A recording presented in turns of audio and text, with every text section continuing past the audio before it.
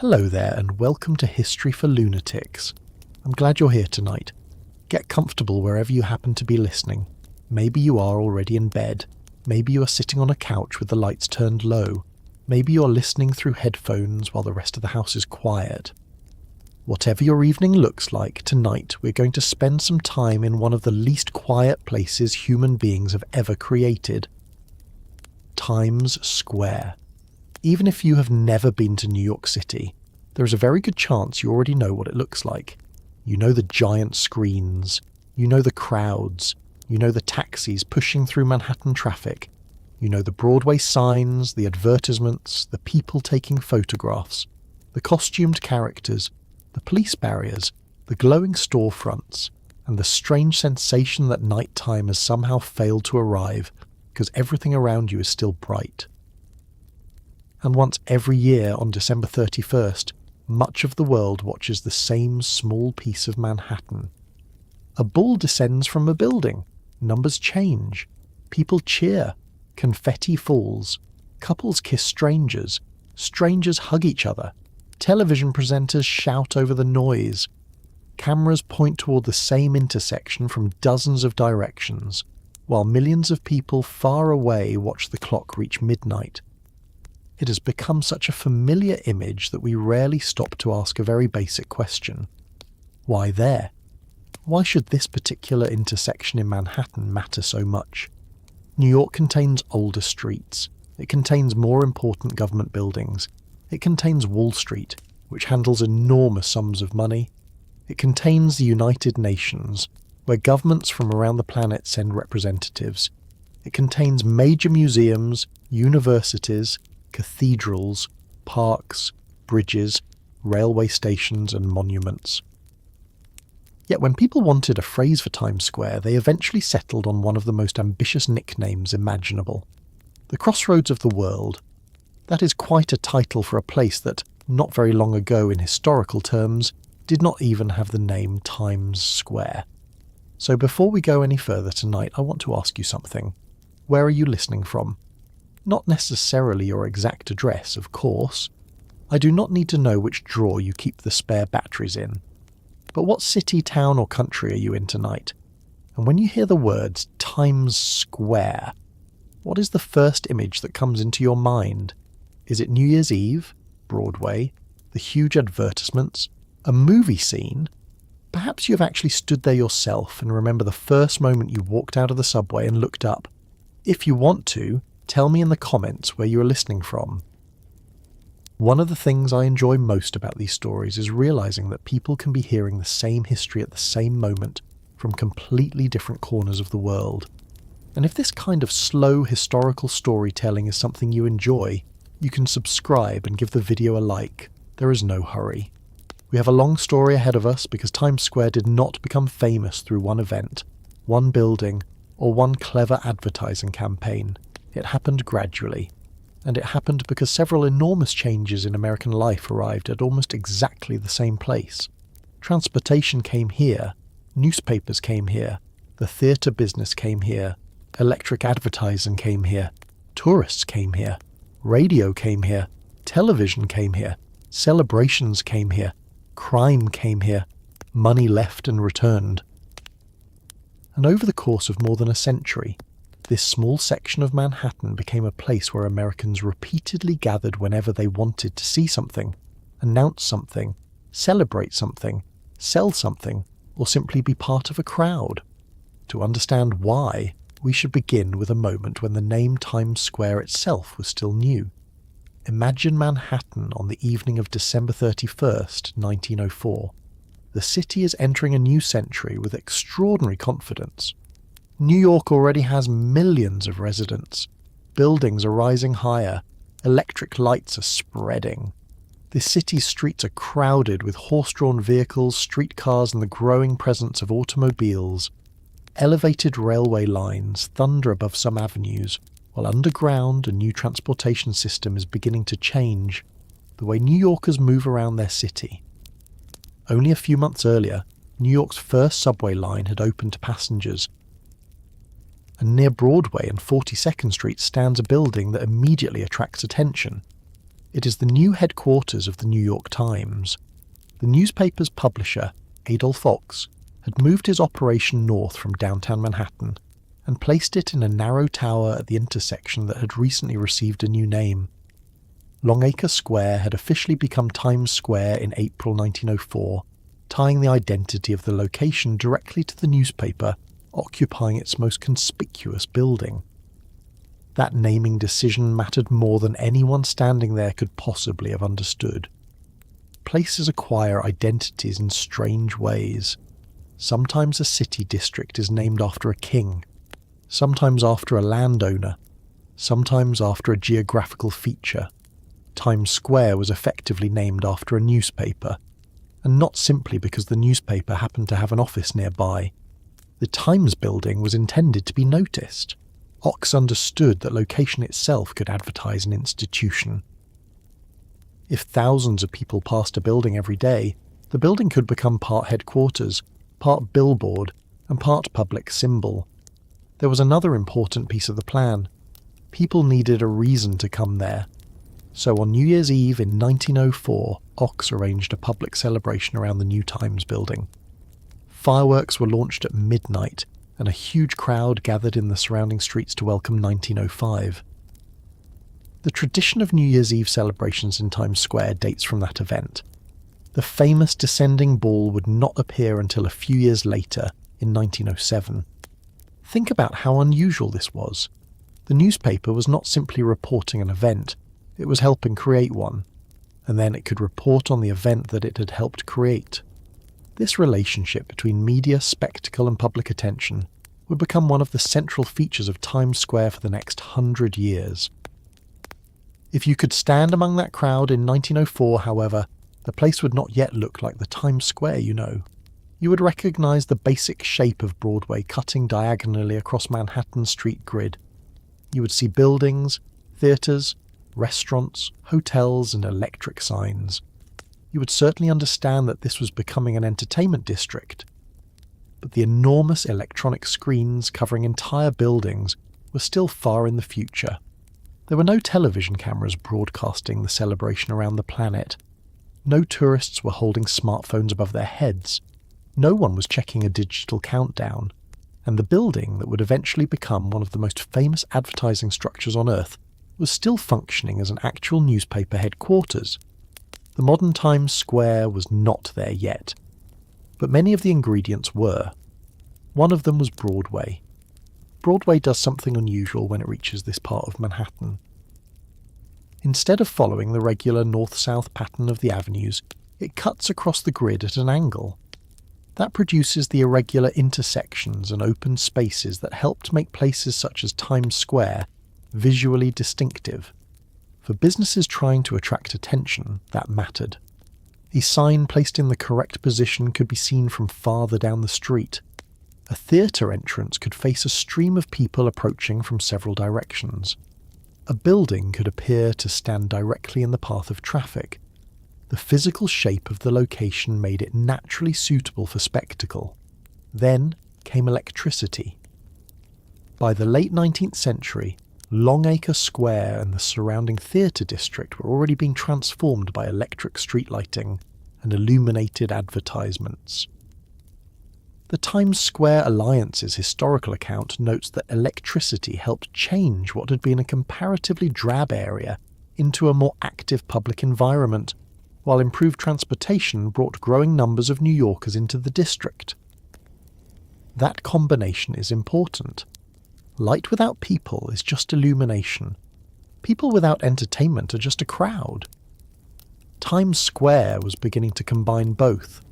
The theatres needed audiences, restaurants needed diners, newspapers needed readers, advertisers needed eyes. Transportation delivered those eyes directly into the neighbourhood. And slowly, businesses learned that if one sign attracted attention, a larger sign attracted more attention. If one theatre used electric bulbs, another theatre could use more. If one advertisement glowed brightly, the company next door had an incentive to make its advertisement brighter still. Nobody had to sit down in a room and designed Times Square as a place filled with competing lights. Competition did much of the work. This is one of the most useful things to remember as we move through this story. Times Square was not created according to a single master plan. It accumulated. One business arrived, then another. A theatre opened. A hotel followed. A subway station brought more passengers. More passengers made commercial space more valuable. Higher commercial value encouraged more construction. More businesses produced more advertising. More advertising created more spectacle. And the spectacle itself eventually became something people came to see. At some point, the advertisements stopped being merely a way to sell products in Times Square. The advertisements became part of Times Square.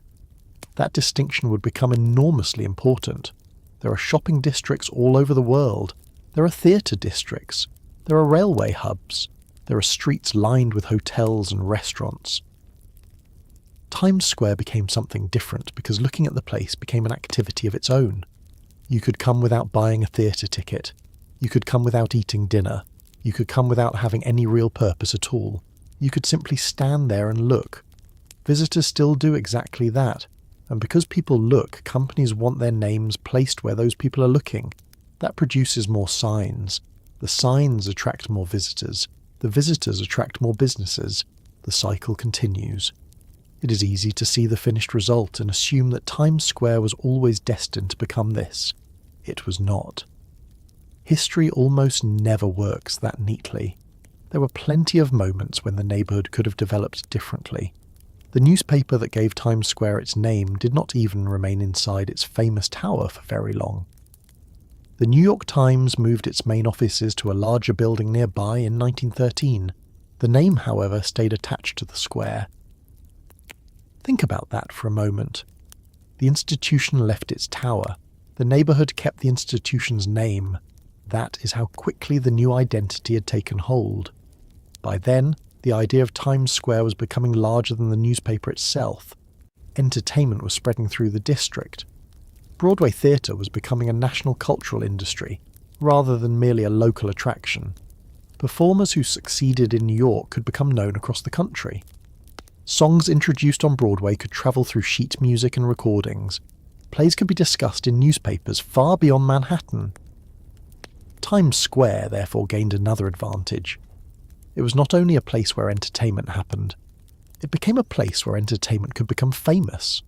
That difference helped pull ambitious people toward it. Actors came hoping to be noticed. Writers came hoping to have work produced. Producers came looking for audiences. Musicians came looking for jobs. Restaurants served theatre crowds. Hotels housed visitors. Newspapers printed reviews. Advertising companies filled available walls with signs. The neighbourhood became an ecosystem built around attention. And attention has always been one of New York's most valuable commodities. There is another reason the location became so powerful. Americans began seeing photographs and films of it, even when they had never visited. Imagine growing up hundreds of miles from New York during the early 20th century. Perhaps you live in a small town in Ohio, perhaps on a farm in Kansas, perhaps in a mining community in Pennsylvania. New York is not somewhere you visit casually. Travel costs money. Travel takes time. But newspapers carry photographs. Magazines publish stories. Motion pictures show city streets. Newsreels bring images of Manhattan into theatres. Suddenly a person can recognize a place they have never physically seen. This is a very modern kind of fame. Times Square became geographically local but culturally portable. The actual square existed in Manhattan. The image of the square could appear anywhere. That would become even more powerful with radio and television, and this is where the New Year's Eve celebration becomes more than a party. The first ball drop took place on December the 31st, 1907, welcoming 1908. The original ball was made of iron and wood, measured about 5 feet across, weighed roughly 700 pounds, and was illuminated by 100 incandescent bulbs. It was a practical piece of theatre. People needed to know exactly when midnight arrived. A descending illuminated ball gave thousands of people something obvious to watch. The idea itself had older connections to time balls used for signalling accurate time, particularly in maritime settings. But in Times Square it became public entertainment. Everyone could watch the same object. Everyone could understand what it meant. Everyone could count down together. That simple mechanism solved something cities have always struggled with. How do you make thousands of strangers feel as though they are participating in the same moment? Give them something to watch. Give them a clock. Give them a reason to count. Times Square did that extremely well. As the years passed, the celebration became a tradition. Families who had never been to New York knew about it. Visitors began treating attendance as an experience worth travelling for. Eventually, radio could carry the excitement outward. Television made the effect far stronger. Once television cameras were involved, Times Square gained a second audience that was vastly larger than the people physically standing there. You could be sitting in a warm living room thousands of miles away and still participate in midnight in Manhattan. That helped create one of the strangest features of Times Square's identity. It became a place where people gathered, because other people were gathering there. A crowd itself became part of the attraction. You see this repeatedly throughout its history. When something important happened, people went to Times Square. When people went to Times Square, photographers went there. When photographers went there, newspapers printed the images. When newspapers printed the images, people around the country saw Times Square as the place where important things happened. The next time something important happened, even more people went there. The location and the media reinforced each other. This happened during national celebrations, it happened during wartime, it happened during sporting events, it happened during political moments, it happened on ordinary evenings when the only event was simply that Broadway shows were opening and thousands of people wanted dinner afterward. The result was a place that increasingly served as New York's public stage. But there is a danger in looking at the bright version of this story and assuming everything moved in one direction. It did not. Times Square became wealthy and glamorous. It also became dangerous. It became associated with world-famous theatres and with businesses that respectable New Yorkers pretended not to notice. It attracted tourists and pickpockets. It attracted enormous corporations and small-time hustlers. It became one of the brightest locations in America, while also developing a reputation for activities that happened behind dark doors. At several points, New Yorkers seriously worried that the district was deteriorating beyond repair. By the 1960s, and especially the 1970s and 1980s, the name Times Square could suggest something very different from the family tourism image familiar today. Pornographic theatres, adult bookstores, drugs, prostitution and street crime became associated with sections of the district. Many legitimate businesses struggled or left. Theatre remained important, but the neighbourhood surrounding Broadway could feel deeply unstable. This matters because Times Square's eventual global status was not the result of uninterrupted success. The place repeatedly changed. It gained an identity. It damaged that identity. It rebuilt it. Each generation inherited a slightly different Times Square. The version known to someone visiting in 1925 was not the version a soldier saw in 1945. The version seen by a teenager in 1977 was not the version a family encountered in 2005. Yet the location remained recognizable. Broadway was still there. 42nd Street was still there. The crowd still came. The lights still mattered.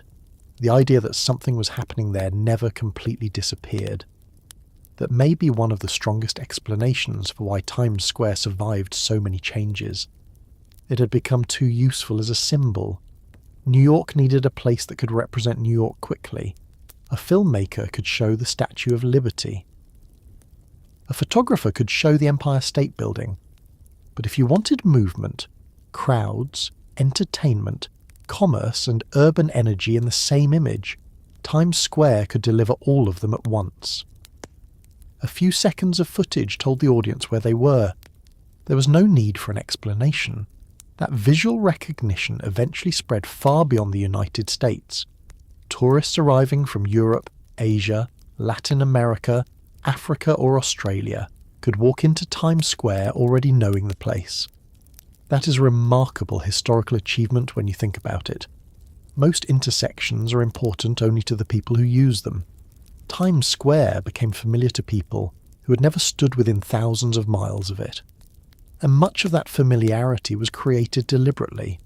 Newspaper publicity helped, Broadway helped, advertising helped, Hollywood helped, television helped, New Year's Eve broadcast helped, tourism campaigns helped, corporations putting enormous signs on buildings helped. None of them alone created the crossroads of the world. Together they produced a location that seemed bigger than its physical dimensions. The actual area is surprisingly compact. That is something many first-time visitors notice. You arrive expecting something enormous. Then you realise that much of what you've seen in photographs is concentrated around a relatively small collection of intersections and blocks. The scale comes from what is packed into the space. Thousands of people, multiple subway lines, theatres, hotels, restaurants, street performers, police officers, tour buses, delivery vehicles, electronic displays changing every few seconds, advertisements large enough to cover buildings, people staring upward while other people attempt to walk around them. And somewhere among all of that activity, a person who actually works nearby is simply trying to get to lunch. Times Square can be extraordinary and irritating at exactly the same time. New Yorkers have had a complicated relationship with it for generations. Visitors may see the centre of Manhattan, residents may see a place they have to cross while trying to reach somewhere else. That tension is not new either. Times Square has always depended on two populations, the people who live and work in New York, and the people who come specifically because they want to experience New York. The visitor sees spectacle, the worker sees infrastructure, the tourist sees the famous sign, the delivery driver sees an address, the theatergoer sees Broadway, the stagehand sees another shift. All of those versions occupy the same streets. And that brings us back to the question we started with. How did this happen? How did one small area become so recognizable that people began calling it the crossroads of the world? The answer does not begin with the giant screens. It does not begin with the New Year's Eve ball. It does not even begin with the New York Times. To understand why this particular patch of Manhattan was available to become Times Square in the first place, we have to remove almost everything that is familiar. Take away the electronic billboards, take away the theatres, take away the subway entrances, take away the hotels, take away the traffic, take away the newspaper tower, then remove the name Times Square itself. Go back far enough, and the crowds disappear too. What remains is a part of Manhattan that most modern visitors would have difficulty recognising. A district associated not with tourists and Broadway stars, but with horses, carriage builders, stables, workshops, and the northward expansion of a city that had not yet decided what this neighbourhood was going to become. Its name was Longacre Square. And before anyone thought of putting a glowing advertisement above Broadway, the sounds around this place came from hooves striking the street, wagon wheels, blacksmiths, stable yards, and tradesmen whose businesses depended on the horse. That older neighbourhood is where the transformation actually begins. If you could stand near Broadway and 42nd Street sometime in the middle of the 19th century, the first thing that would surprise you is how little the place would resemble Times Square. There would be no giant advertisements above your head, no Broadway marquees, no crowds standing in the street taking photographs, no subway entrances, no glowing tower announcing the news. In fact, depending on exactly when you arrived, you might wonder whether you'd come to the correct part of New York at all. This was still the northern edge of a city that had spent most of its history much farther downtown. Manhattan had always grown northward. The earliest European settlement was concentrated around the southern tip of the island, and for generations much of the land above it remained farmland, estates, scattered houses, and undeveloped ground. Streets that seem central to Manhattan today once led toward places that New Yorkers considered distant. The landscape around the future Times Square was different as well. Before dense construction covered Midtown, Streams and low ground shaped this part of Manhattan. Historical accounts describe several small waterways joining near what is now the Western Forties and feeding a watercourse known to Dutch settlers as the Great Kill. Nearby lowlands supported fish and waterfowl, while the surrounding higher ground later became absorbed into farms and estates.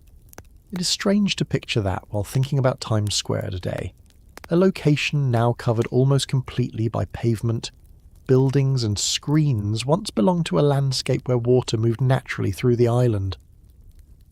But cities are very good at erasing their earlier geography. They level hills, they fill wetlands, they redirect streams underground, they place streets over old fields and apartment buildings over former farms. Eventually, the original landscape becomes so difficult to see that people forget it was ever there.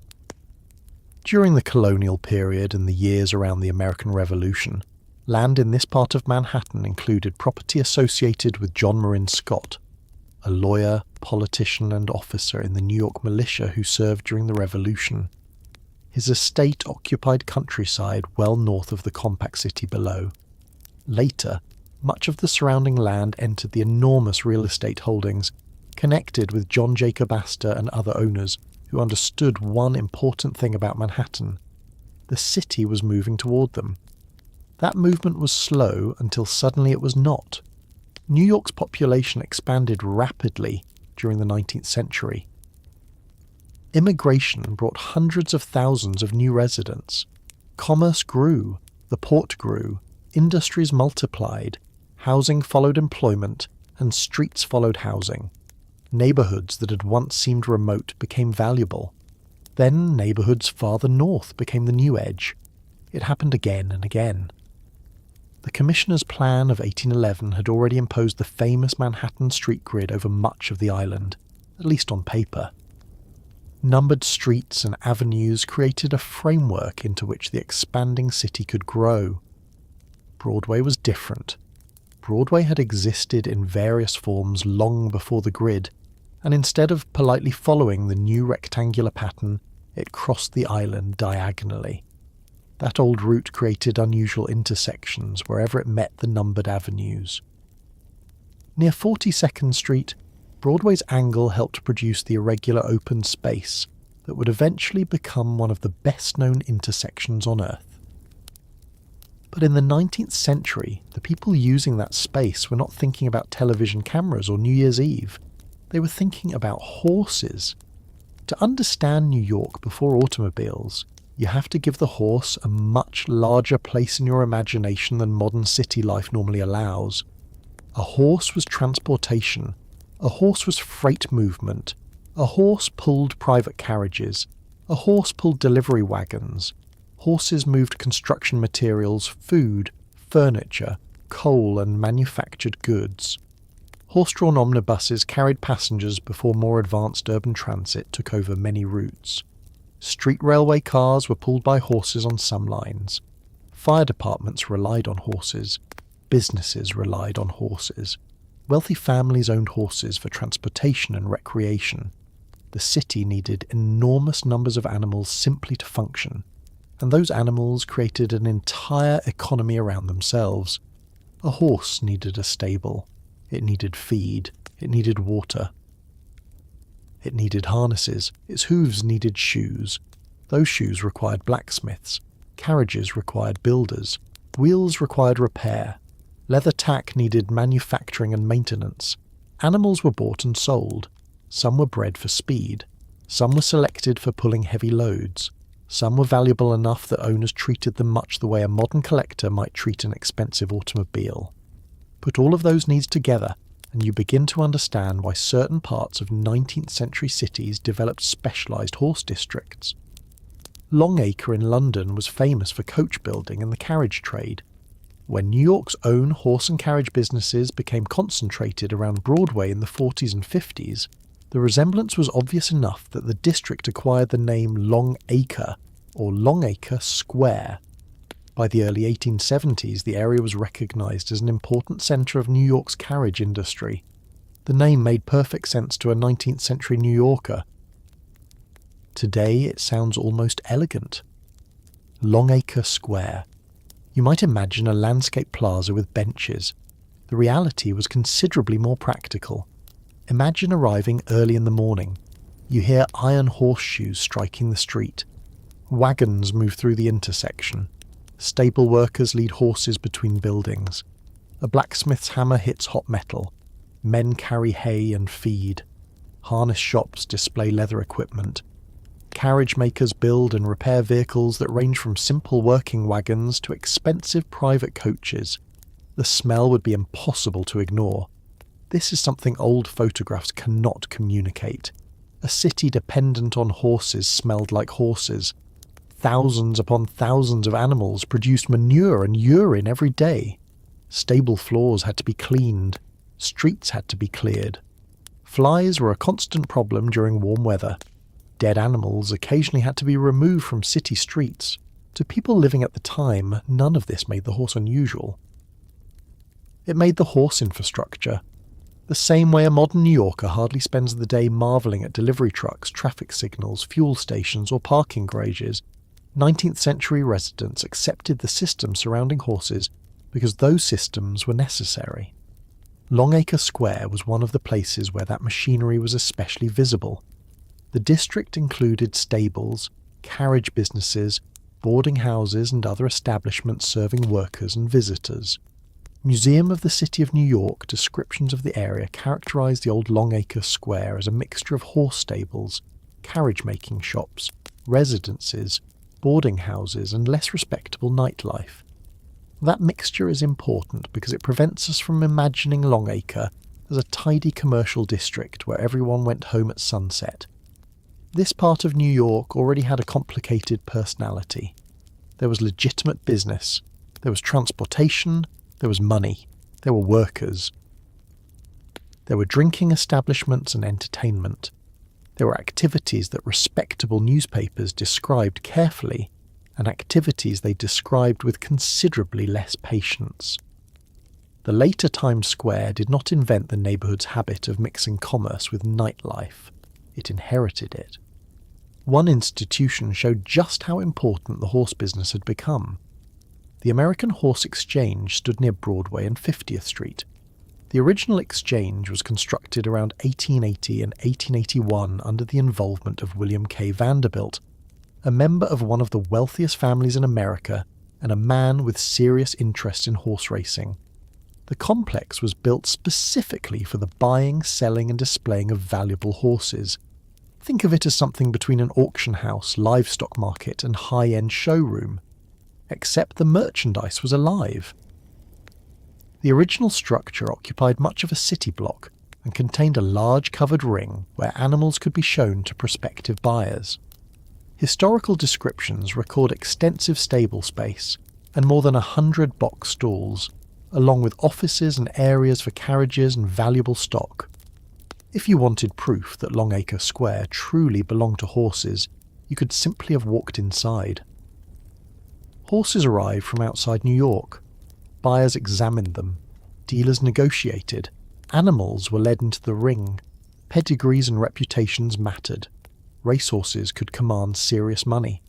Other animals were judged for strength, appearance, training or suitability for carriage use. A wealthy buyer choosing a horse was not making a small household purchase. A good animal represented transportation, prestige and substantial investment, and because wealthy New Yorkers enjoyed racing, riding and fine carriages, the horse trade connected practical transportation with fashion and social status. That helps explain why the Vanderbilts belonged naturally in this story. The Vanderbilt fortune had been built principally through transportation, especially shipping and railroads. By the late 19th century, members of the family also became prominent in high society, yachting and horse racing. The American Horse Exchange therefore sat in a neighbourhood where two different versions of the horse economy met. There was the ordinary horse that worked, and there was the expensive horse that performed. One hauled goods through crowded streets. Another might be purchased for breeding or racing. Both required the same basic network of feed, stables, farriers and experienced handlers.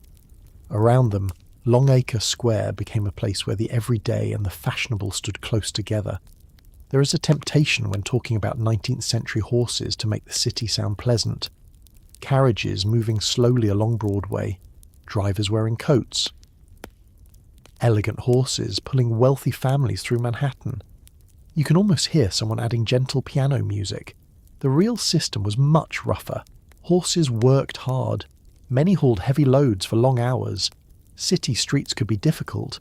Traffic accidents involving animals and vehicles were common. A frightened horse could become dangerous very quickly. Stable fires were especially terrifying because large quantities of hay and other combustible material surrounded animals confined inside wooden stalls.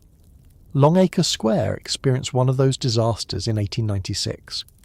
On June 11th and 12th, fire swept through the American Horse Exchange. Contemporary reports described a chaotic scene as flames moved through the large structure and horses panicked inside. Workers and rescuers released animals when possible, sending frightened horses into surrounding streets. Accounts differ on the exact number lost, but scores of horses died in the blaze. The original exchange was badly damaged or destroyed. Try to picture the neighbourhood that night without importing anything from modern Times Square. No electronic billboards, no giant television screens. Instead, there is a burning stable complex. Smoke hangs above Broadway. People crowd around the fire. Firefighters struggle with a structure filled with animals and combustible material. Horses rush into the street. Some are caught. Others disappear into the surrounding city. People who came merely to watch make the work more difficult. In that one event, you can see the strengths and weaknesses of the horse-based city at the same time. The animals were valuable. They were essential. People rushed to save them. But putting hundreds of large animals inside dense urban buildings carried enormous risk. The Horse Exchange was rebuilt after the fire, which tells us something important.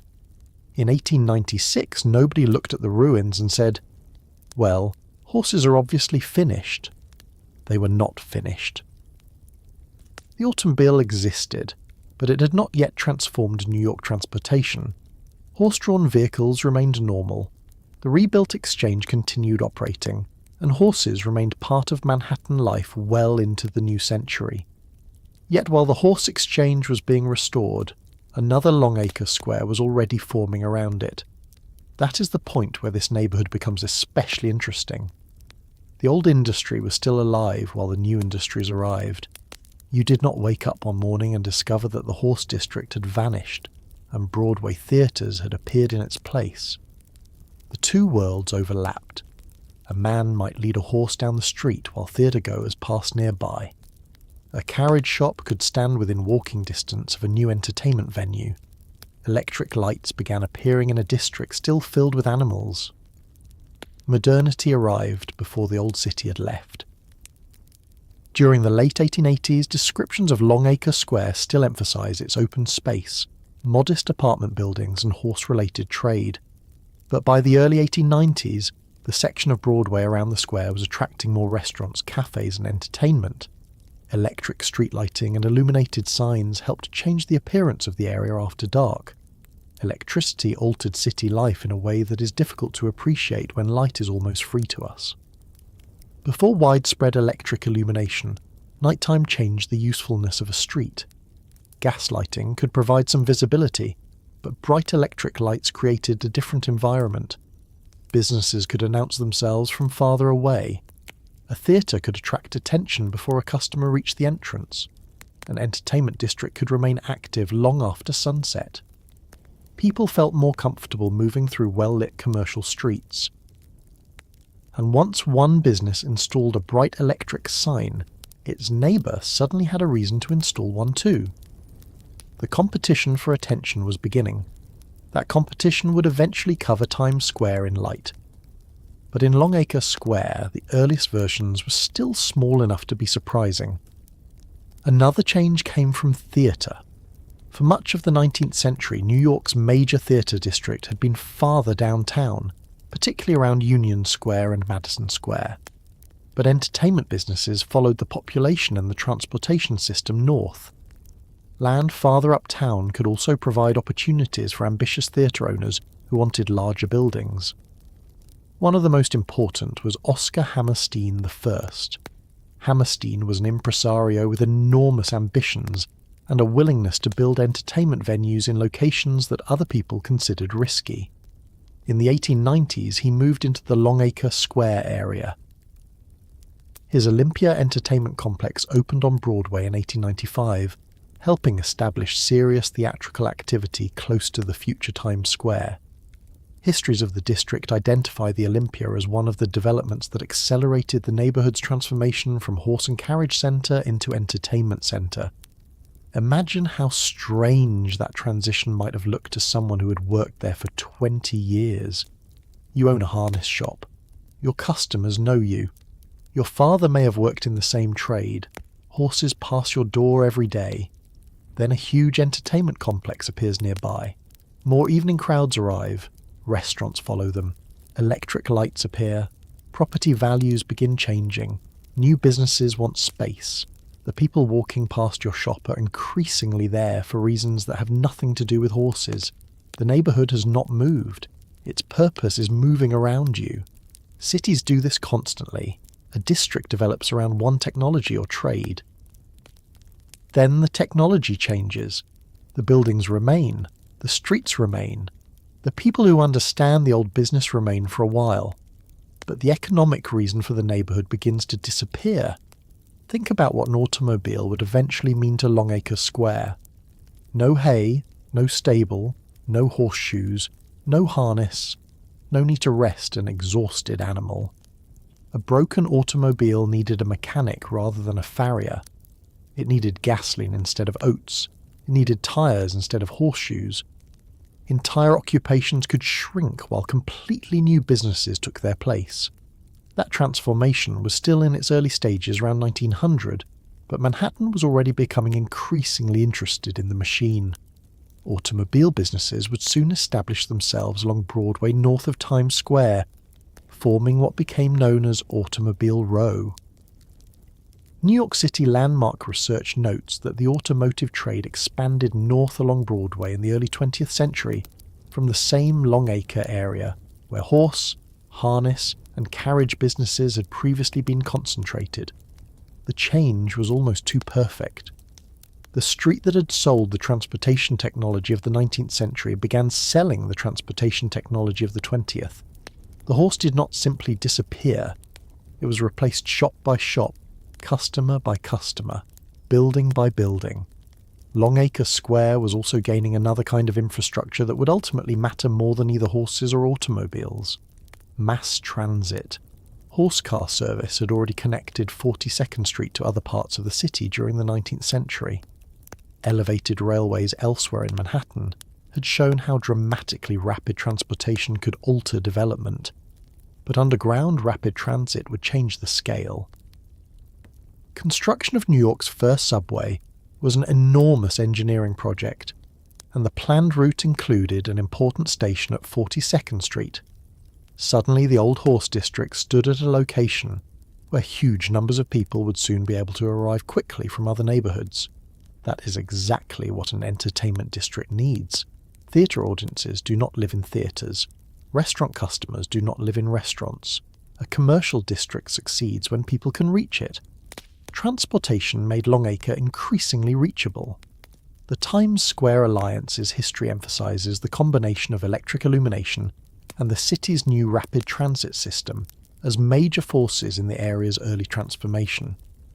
This is where the logic of the modern Times Square starts becoming visible. The horses had made Longacre Square a transportation district in one sense. The subway would make it a transportation district in another. But the difference was enormous. The horse industry brought people there because they needed horses, carriages, repair work, or related services. The subway brought people there because they were going somewhere. That meant businesses no longer had to depend on customers who specifically needed the local trade. They could depend on foot traffic. Thousands of people passing through a neighbourhood create opportunity.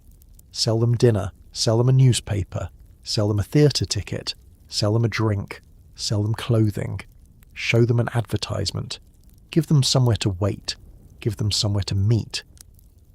The neighbourhood's most valuable product was slowly becoming the crowd itself. By the turn of the 20th century, photographs of Longacre Square show a place caught between identities. Horse-drawn vehicles still fill the streets. There are commercial buildings and apartment houses. Electric signs have begun changing the night. Theatre audiences are appearing. Broadway is becoming more important. Construction is reshaping streets. The modern district is approaching, but it has not taken control yet. You can still see the old New York refusing to leave. That overlap lasted longer than people sometimes realise. Even after automobiles became increasingly common, horses remained on Manhattan streets for years. Delivery wagons continued using them. Private carriages continued using them. Some forms of municipal work continued using them. Technologies rarely replace each other instantly. They coexist. People continue using familiar systems while new ones grow beside them. The same is true of neighbourhoods. Longacre did not stop being Longacre simply because theatres appeared. It stopped being Longacre when enough people began expecting something else from the location. The horse trade gradually moved away or disappeared. Entertainment grew, transit expanded. The value of visibility increased, and one of the most ambitious newspaper publishers in New York noticed what was happening. His name was Adolph Ochs. Ochs had taken control of the New York Times in 1896, the same year the American Horse Exchange burned. At the time, the Times was not yet the overwhelmingly powerful institution its name would later suggest. Ochs wanted to strengthen the paper, increase circulation, and give it a more prominent identity. He also understood something that would shape the next century of this neighbourhood. A newspaper building did not have to be merely an office. Its location could become advertising. And Longacre Square offered exactly what a publisher interested in visibility might want. The district was busy. It was growing. Theatres were approaching. Electric light was transforming its nights. Most important of all, the new subway would bring enormous numbers of people directly through the area. The horse dealers had chosen Longacre because horses belonged there. Ochs chose it because people were coming. Soon, a new tower would rise at the awkward intersection of Broadway and 7th Avenue. It would be tall, narrow, and difficult to ignore. The newspaper's name would be placed where thousands of passengers, pedestrians, and theatregoers could see it. Then Ochs would go one step further. He would persuade New York to change the name of the neighbourhood itself. Longacre Square had spent decades belonging to horses. In 1904, a newspaper was about to take possession of its identity. Longacre Square was about to lose its name, and the man most closely connected with that change was not a theatre owner, a railroad executive, or one of the horse dealers who had done business there for years. He was a newspaper publisher named Adolph Ochs, and when he began looking toward this part of Manhattan, he saw something that was still easy to miss. He saw people, not the enormous crowds that would fill Times Square in later decades. Those did not exist yet. What Ochs saw was the possibility of future crowds. New theatres were opening farther uptown. Broadway was becoming more active. Property around 42nd Street was attracting investors, and New York was building an underground rapid transit system that would place an important station almost directly beneath Longacre Square. Businessmen understood what that meant. A neighbourhood that had once been useful because of horses and carriage shops was about to become useful because thousands of people would pass through it every day. Ochs had spent most of his working life learning how valuable attention could be. He was born in Cincinnati in 1858 to German Jewish immigrant parents, and grew up largely in Tennessee. He entered newspaper work young, and eventually became a publisher in Chattanooga.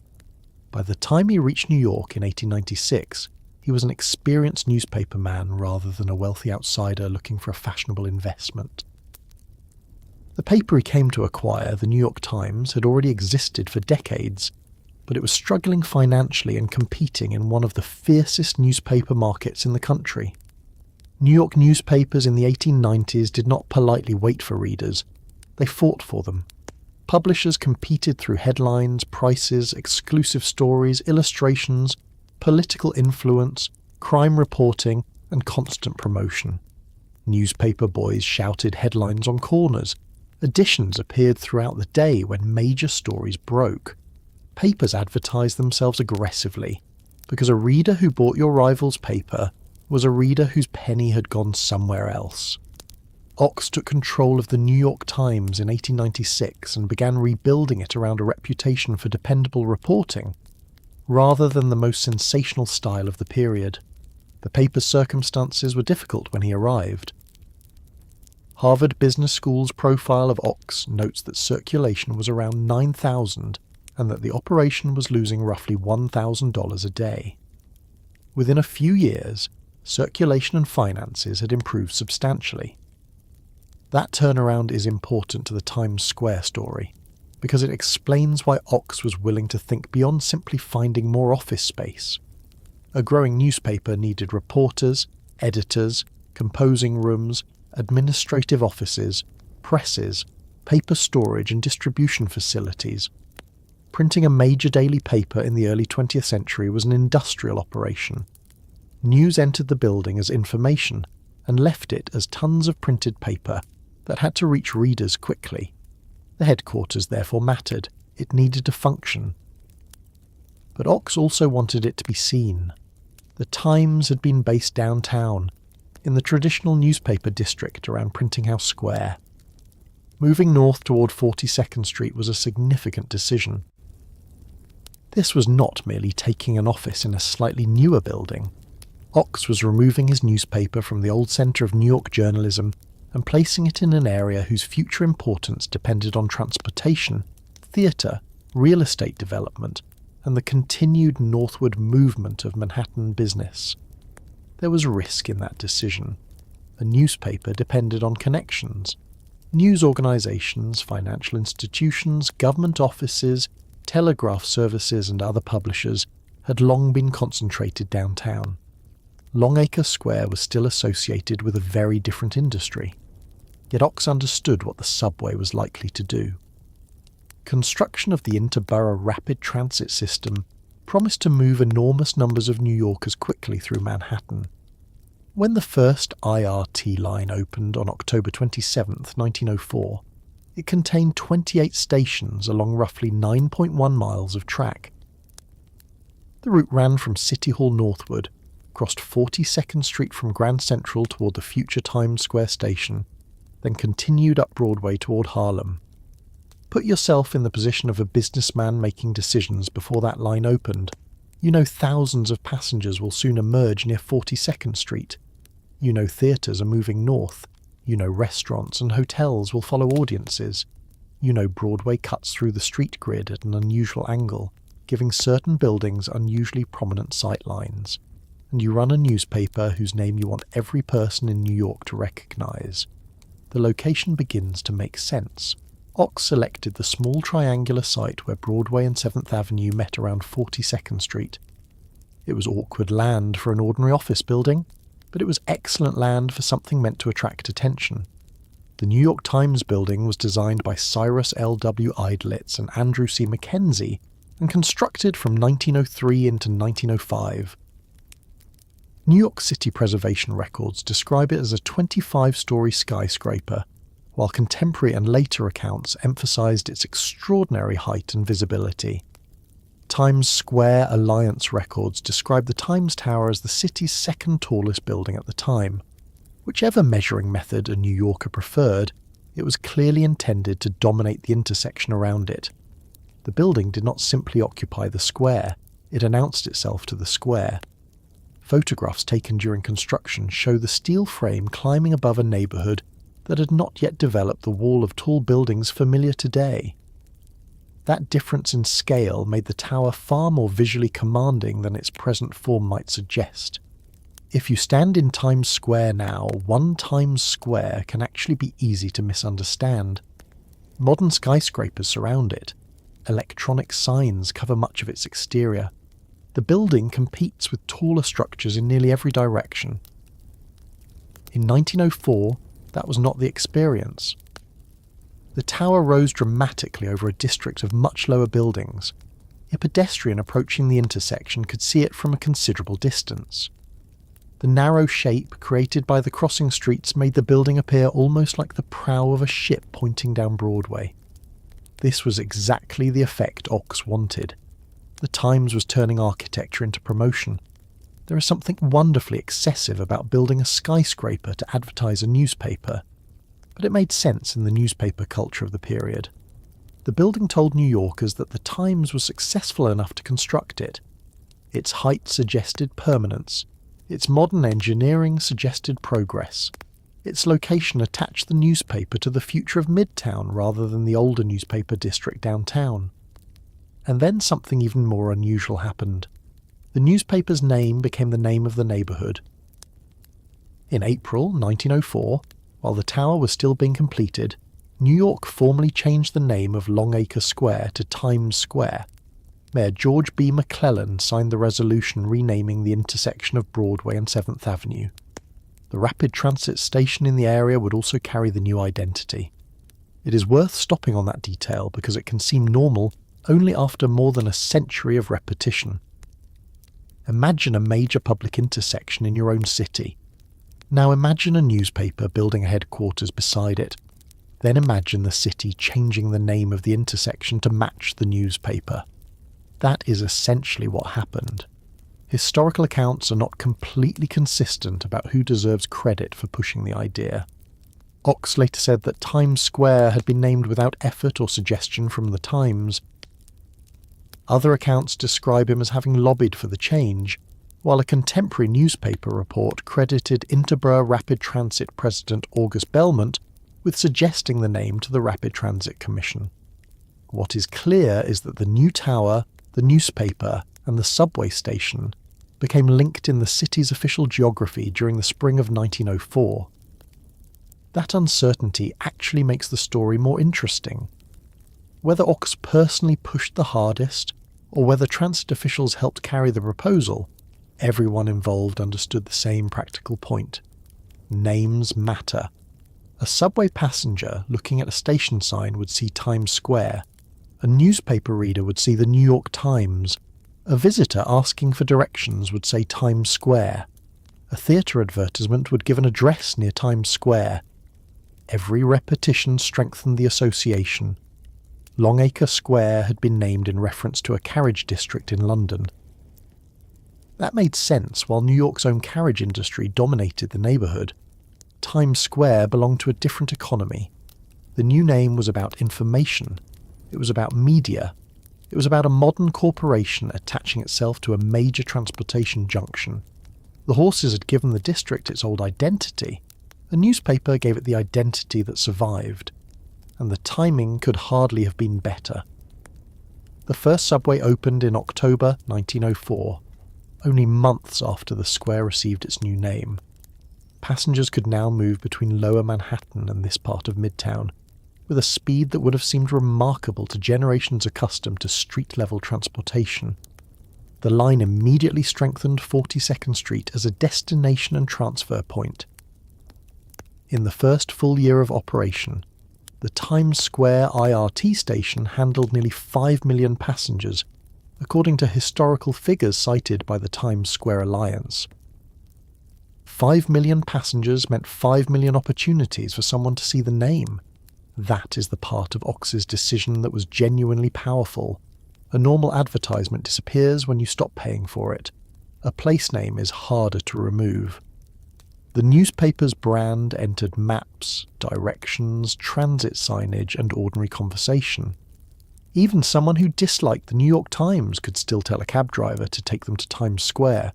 Even someone who never purchased the paper might pass through a subway station carrying its name. The city had effectively turned geography into repeated publicity. Ox then gave New Yorkers another reason to look at the tower.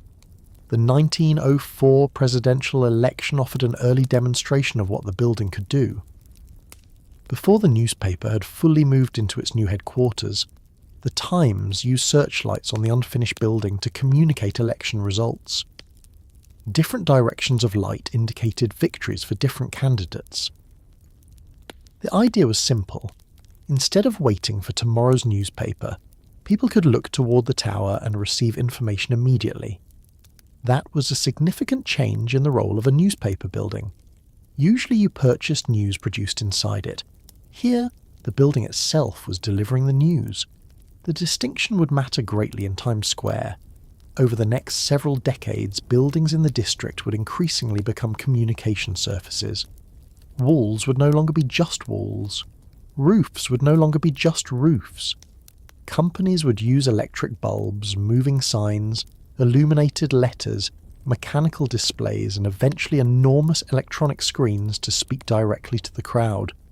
The Times Tower was an early step toward that environment. By the end of 1904, the building was ready to make an even larger public impression. The Times was preparing to transfer its operations into the new headquarters. The formal move occurred around the turn of the year, with the newspaper issuing from its new home at the beginning of January 1905. Ox wanted the opening to be more than an internal company event. He wanted New York to notice. At that time, the city's best-known public New Year's Eve gathering took place much farther downtown around Trinity Church. Crowds listened for the church bells at midnight. Ox offered something louder. On December 31st, 1904, he organised a New Year's Eve celebration around the new Times Tower. There was an all-day street festival, there was music, there were crowds, and at midnight fireworks were set off as the new year began.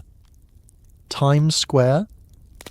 Alliance's historical account estimates that more than 200,000 people attended the celebration welcoming 1905. The success of the event immediately established the newly renamed square as a serious rival to the older downtown New Year's gathering. 200,000 people is an extraordinary crowd even now. For a neighbourhood whose identity had been connected to horse exchanges and carriage shops only a short time earlier, the transformation was difficult to miss. The streets were not filled because people needed transportation equipment. They were there to watch. That change may be more important than the name change itself. Longacre Square had been a place where business happened. Times Square was becoming a place where events happened in public. Ox understood the value of assembling a crowd around his building. The crowd saw the Times name. Newspapers reported on the celebration. People who had not attended heard about it. The next celebration therefore began with an advantage. People already knew something had happened there the year before. A tradition was starting almost by accident. And notice what Ox had managed to combine in a single location. A newspaper, a skyscraper, a subway station, a public square, electric illumination, a major annual celebration. Each element strengthened the others. The newspaper gave the building meaning. The building gave the newspaper visibility. The subway delivered the crowd. The crowd justified larger events. The events made the square famous. Fame increased the value of advertising there. This cycle would drive much of Times Square's later development. The newspaper itself would not remain in the tower for very long. That is another strange part of the story. The building had been designed as a grand permanent statement, yet the Times grew rapidly enough to require more space. Within roughly a decade, its main operations moved to larger quarters on West 43rd Street. Sources differ slightly in describing the transition date, but by 1914 the newspaper had left the tower as its principal working headquarters. If the story had depended entirely on the Times occupying the building, the name might have faded. It did not. Nobody seriously returned to calling the neighbourhood Longacre Square. The newspaper had already done its work. Times Square had become independent of the Times. This happens with place names more often than we notice. People forget the original reason for the name while continuing to use it every day. A child born in New York in 1920 could grow up saying Times Square without caring that the newspaper had once occupied the narrow tower in its centre. A visitor might assume the square had always been called that. A theatre advertisement could use the name without explaining it. The association no longer needed explanation because repeated use had turned it into ordinary geography. Ox also left behind the New Year's celebration. The fireworks continued for several years. When the city stopped allowing that display, the organisers found another way to mark midnight. On December the 31st, 1907, welcoming 1908, an illuminated ball made of iron and wood descended from the tower's flagpole. It was about 5 feet in diameter, weighed roughly 700 pounds and carried 100 incandescent bulbs. That was the beginning of the ball drop tradition still associated with Times Square.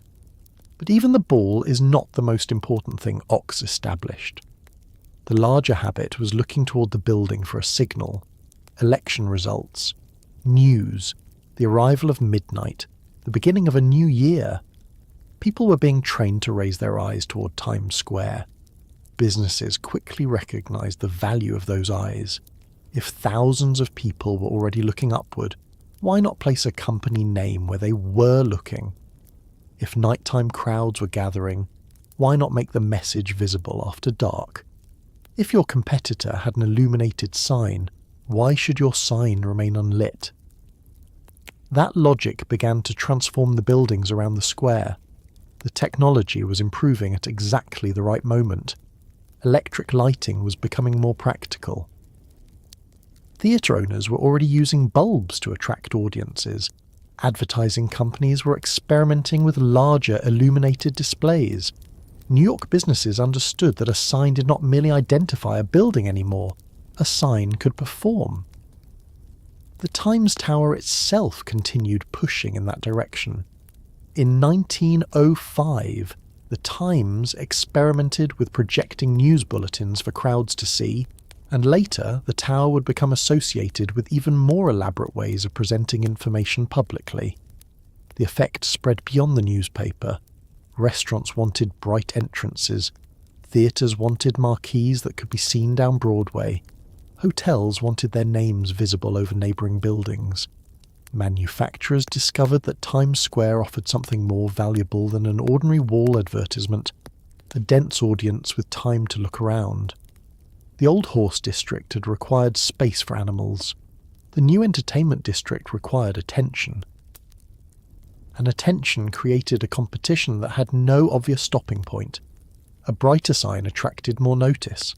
A larger sign blocked the smaller one beside it. Movement attracted more eyes than stillness. Changing messages encouraged people to keep watching. Before long, electricity would become as important to the identity of Times Square as the newspaper name itself. The transformation did not happen because New Yorkers suddenly decided they wanted one intersection covered in advertisements. It happened because hundreds of individual businesses reached the same conclusion. If the crowd was already here, they wanted the crowd looking at them. The Times Tower had shown everyone how powerful a building could become when it stopped behaving like an ordinary building. The next step was for the rest of the neighbourhood to do the same. The buildings around Times Square had discovered something important. If thousands of people were already looking upward, then the most valuable space in the neighbourhood was not necessarily inside the buildings. It was outside them. A roof could make money. A blank wall could make money. The narrow side of a building facing Broadway could make money. Even a structure that was old, awkward, or too small to attract an important tenant could become extremely valuable if enough people could see its exterior from the street.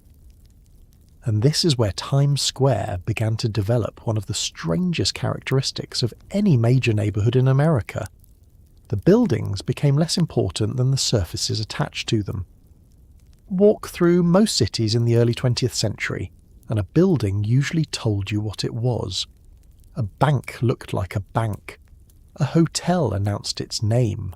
A department store displayed merchandise. A theatre placed the title of its current production above the entrance. Times Square started doing something different.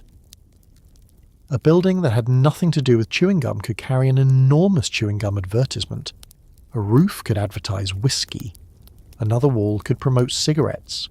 A company located hundreds of miles away could dominate the view from Broadway simply by renting the right piece of exterior space. The neighbourhood was turning into an advertising market, and electricity made that market far more powerful than anything painted on brick could ever be. Electric lighting was not completely new to Broadway. New Yorkers had already been watching electricity transform parts of the city before Times Square received its name in 1904. Electric street illumination had appeared farther downtown, and theatres had learned quickly that bright lights attracted attention. By the time Longacre Square was becoming Times Square, electricity was already helping make the neighbourhood more active and inviting after sunset. The combination of lighting, theatres, and improved transportation encouraged larger evening crowds, but there is a difference between lighting a street and turning light into entertainment. That second transformation required advertising men. One of the most important was Oscar J. Good. Good does not have the same modern name recognition as Adolph Ox, but if Ox helped give Times Square its name, Good helped give it its appearance. He had started in outdoor advertising during the 19th century, first working with ordinary signs, posters and billboards. By the time Times Square was developing, he understood that electric bulbs could do much more than illuminate words. They could create movement. This sounds obvious to us because we live surrounded by screens. A modern advertisement can show a person walking, a car driving, water flowing, words changing, and an entire 30-second film without requiring anyone to think about the mechanics. Good did not have a video screen. He had light bulbs, thousands of them. The basic idea was simple: arrange bulbs into different parts of an image, wire them into groups, and switch those groups on and off in a carefully timed sequence. The viewer's eye does the rest. A horse does not actually move. Different bulbs illuminate different positions of the horse. A fountain does not actually flow. Rows of lights turn on and off in an order that creates the appearance of moving water. A person does not really raise an arm. The electrical sequence makes the figure appear to change position. In the years after Times Square received its new name, Good gained control over highly visible advertising locations around the square and persuaded national companies that these locations were worth paying for. He understood the unusual sightlines produced by Broadway crossing Manhattan's regular street grid. A sign placed high enough and at the correct angle could remain visible for several blocks. Between 1904 and 1917, his company installed roughly 20 major illuminated displays in the district, each competing with what had come before it. One of his earliest major displays advertised Trimble whiskey. It went up in 1904 near 47th Street. The advertisement occupied a prominent position where people approaching through Times Square could see it from a distance. The product itself was ordinary enough. New Yorkers had seen whiskey advertisements before. The difference was the presentation. The advertisement was large, elevated, electrically illuminated, and designed for a neighbourhood that was increasingly active at night. People noticed. That was the entire point. Good was not simply buying advertising space. He was selling companies the possibility of becoming part of the experience of visiting Times Square. And once that idea worked, the competition became difficult to stop. Imagine owning a business nearby. Your theatre has 50 lights around the entrance. The theatre next door installs 200. Your sign spells the name of your production in steady white bulbs. The restaurant across the street installs letters that flash. A whiskey company puts a giant illuminated display on a rooftop. A manufacturer rents the next rooftop and creates a moving figure. At some point, being visible is no longer enough. You have to be more visible than everyone around you. This is how Times Square became brighter without anyone needing to issue a command that it should become bright. Every individual advertiser was making a sensible business decision.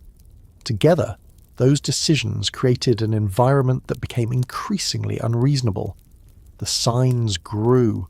The number of bulbs increased. Animations became more complicated. The structures holding the advertisements became larger. Electricians, engineers, painters, metal workers, sign designers, and maintenance crews were needed to keep everything operating. And the audience kept arriving underneath them. The subway played an enormous role in this. In 1905, the first full year of operation for the new rapid transit system, the Times Square station handled almost 5 million passengers. By the late 1920s, subway lines, elevated routes, and buses converged around West 42nd Street, making the district one of the city's major transportation centres. For an advertiser, those passengers represented something very specific. Eyes, people coming to work, people going home, theatre audiences arriving before a performance, restaurant customers looking for dinner, visitors trying to find their hotel, people waiting for friends, people standing still because they had never seen anything like the street around them. The longer someone looked, the more valuable the sign became. Goods designers became extremely good at giving people reasons to keep looking. There was an illuminated woman known as Miss Heatherbloom, whose electric umbrella and clothing moved through a sequence of lights. There was a Corticelli advertising kitten that appeared to play with thread. There were illuminated fountains. There were figures playing sports. There were animated advertisements for razors, cigarettes, cars, tyres, food, alcohol, clothing and entertainment. Some advertisements were so elaborate that describing the product almost misses the point. People watched the advertisement because it was a free show.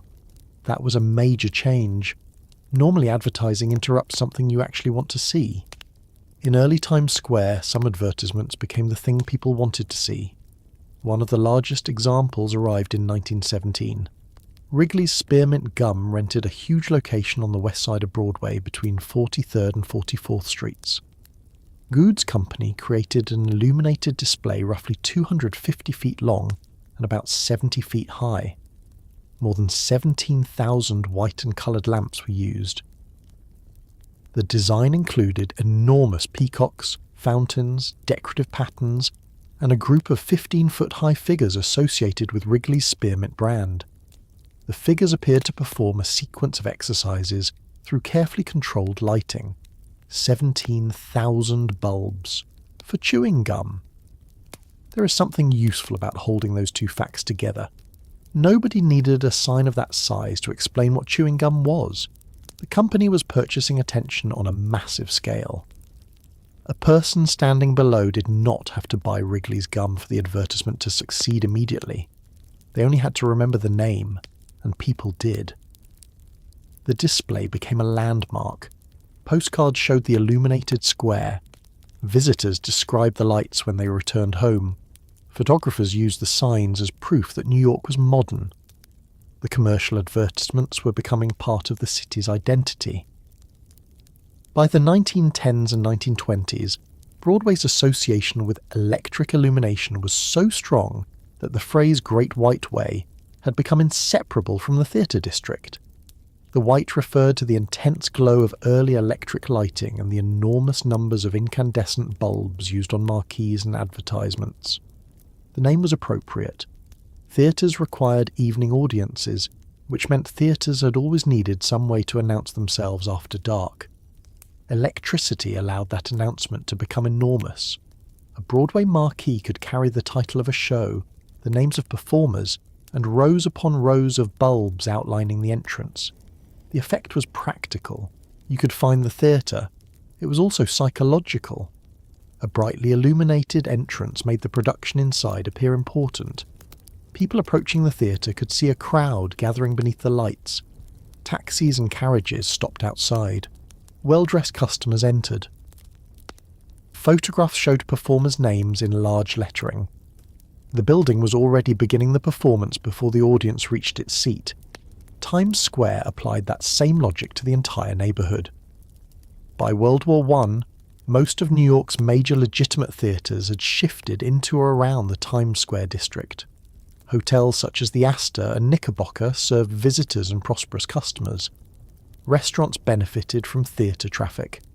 The entertainment business and the advertising business became closely connected because both depended on crowds after dark. A person could finish dinner, walk toward a theatre, and pass beneath dozens of commercial messages along the way. The companies purchasing those messages understood something else. People visiting Times Square were often in a good mood. They had come for entertainment. They had money available to spend. They were waiting for something to begin. They were more likely to stop and look than someone rushing through an industrial district on the way to work. Times Square therefore offered advertisers not only a large audience, but an audience in an unusually useful state of mind. Good also targeted national brands rather than limiting himself to businesses located in New York. He persuaded companies that advertising in Times Square had value beyond the people physically standing there. A spectacular sign could appear in newspapers, magazines, photographs, postcards, and stories about New York. That meant one advertisement could reach two audiences. The first audience stood beneath it. The second audience saw images of the first audience standing beneath it. That second group could be enormous.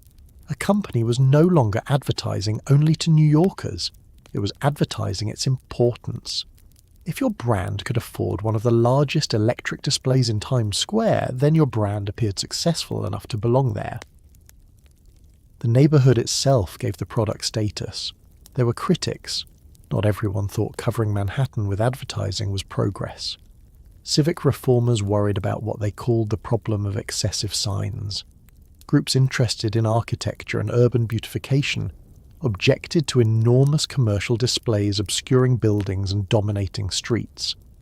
The early spectaculars were loud visually even when they made no sound, and people who preferred a more orderly city saw them as evidence that commerce was taking control of public space. They were not entirely wrong. Commerce was taking control of a great deal of the view, but efforts to restrict large advertisements produced an unusual result. Times Square became increasingly exceptional. Large illuminated displays might be limited elsewhere, while the theatre district retained them because the signs had already become connected to its identity and commercial function. The thing critics disliked became one of the things visitors expected. Then the technology changed again. For all their visual power, incandescent spectaculars had disadvantages. They required enormous numbers of individual bulbs. Bulbs burned out. Wiring systems were complicated. Large displays consumed substantial amounts of electricity. Maintenance workers had to climb onto signs and replace failed lamps. Rain, snow, wind, and summer heat affected equipment. A complex animated sign could contain thousands of small components, and each one offered another opportunity for something to stop working. Neon offered a different approach. Modern neon lighting emerged from experiments with gases inside sealed glass tubes. The French engineer Georges Claude demonstrated practical neon lighting in Paris in 1910.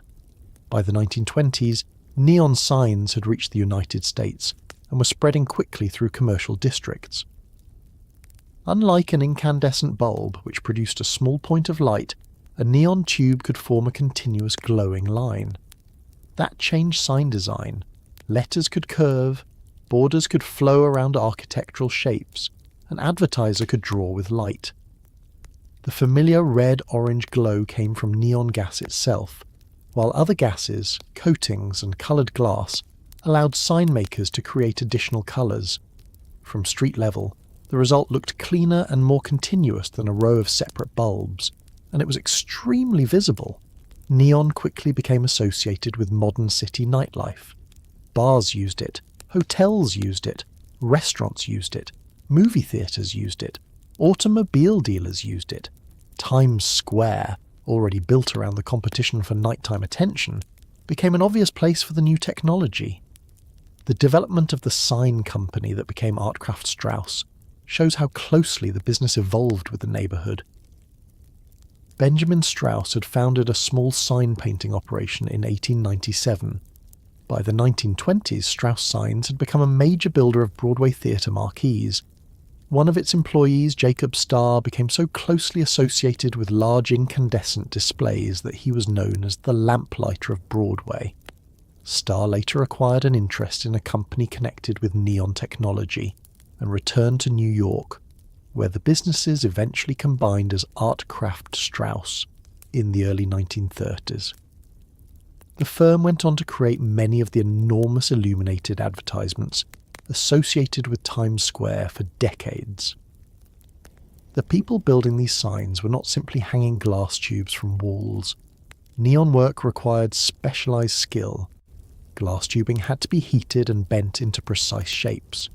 Electrodes had to be attached. The tube had to be processed and filled correctly.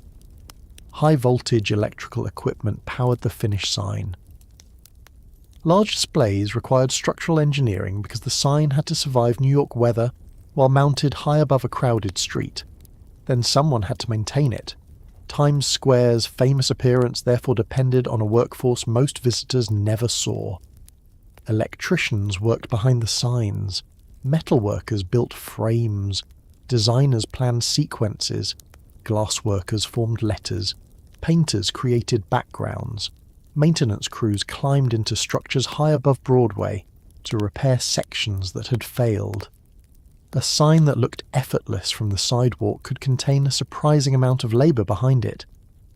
By the 1920s, the competition was no longer simply about brighter light. It was about behaviour. A sign needed to do something. Blink. Change. Move. Send light racing around a border. Create the illusion of liquid pouring into a glass. Make an animal run. Make smoke appear. Flash a slogan, and then replace it with another. This is why people in the advertising trade began calling the largest displays spectaculars. The word was accurate. These were advertisements designed as public spectacles. Times Square also began carrying information in light. In 1928, an electric news sign known as the Motograph was installed around the Times Tower. Thousands of bulbs displayed moving headlines that travelled around the building, allowing crowds to read major news without purchasing a newspaper or entering an office. The sign became commonly known as the Times Zipper. This was an important step because it brought the original purpose of the Times Tower back into the street. The building had been created for a newspaper. Now its exterior behaved like one. People could stand in Times Square and watch words move around the tower. Election results, sports results, political developments, major national news. A public announcement could appear above the crowd almost immediately. Today that seems ordinary. We receive breaking news on phones that are already in our hands.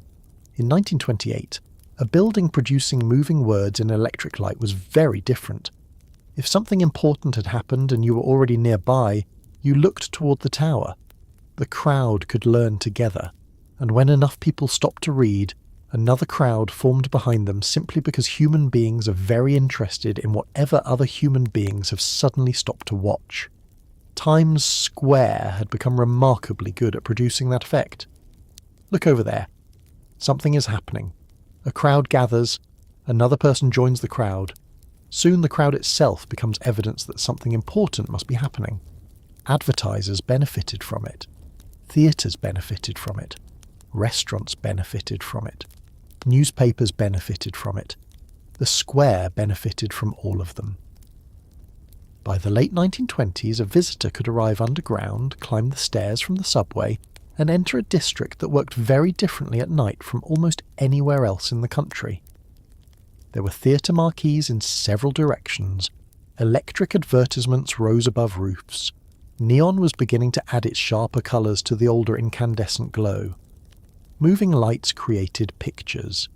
The Times Zipper carried news around the tower. Traffic moved beneath all of it. Police directed cars and pedestrians. Newsboys sold papers. Restaurant doors opened and closed. People lined up for performances. Someone from a small town seeing the place for the first time could spend several minutes simply trying to decide where to look. That reaction was valuable. It meant the square had crossed an important line. People were no longer coming only because the theatres were there. Some were coming because Times Square was there. The distinction is subtle, but it changed everything. Once the neighbourhood itself became an attraction, every new theatre, sign, hotel, restaurant and celebrity appearance added value to everything else around it. New York had many places where you could eat. It had many places where you could shop. It had other theatres. It had other subway stations. But Times Square put so many of those things together, illuminated them, advertised them, and surrounded them with such a large moving population that the combined effect became difficult to reproduce elsewhere. And the businesses of Broadway were about to make that effect even stronger. Because behind all those bulbs and tubes, Beyond the advertisements and crowded sidewalks, there was an industry producing something Times Square could not manufacture with electricity alone. Fame. Actors were arriving, composers were writing, producers were raising money, new theatres were opening, shows were becoming national events. Performers whose names appeared in lights one evening could become known across America soon afterward. The signs had taught the public to look at Times Square. Broadway was about to give them people to look for. The lights had taught people to look at Times Square. Broadway gave them a reason to stay. By the second decade of the 20th century, the area around Broadway and 42nd Street was no longer simply a busy commercial district with unusual electric signs.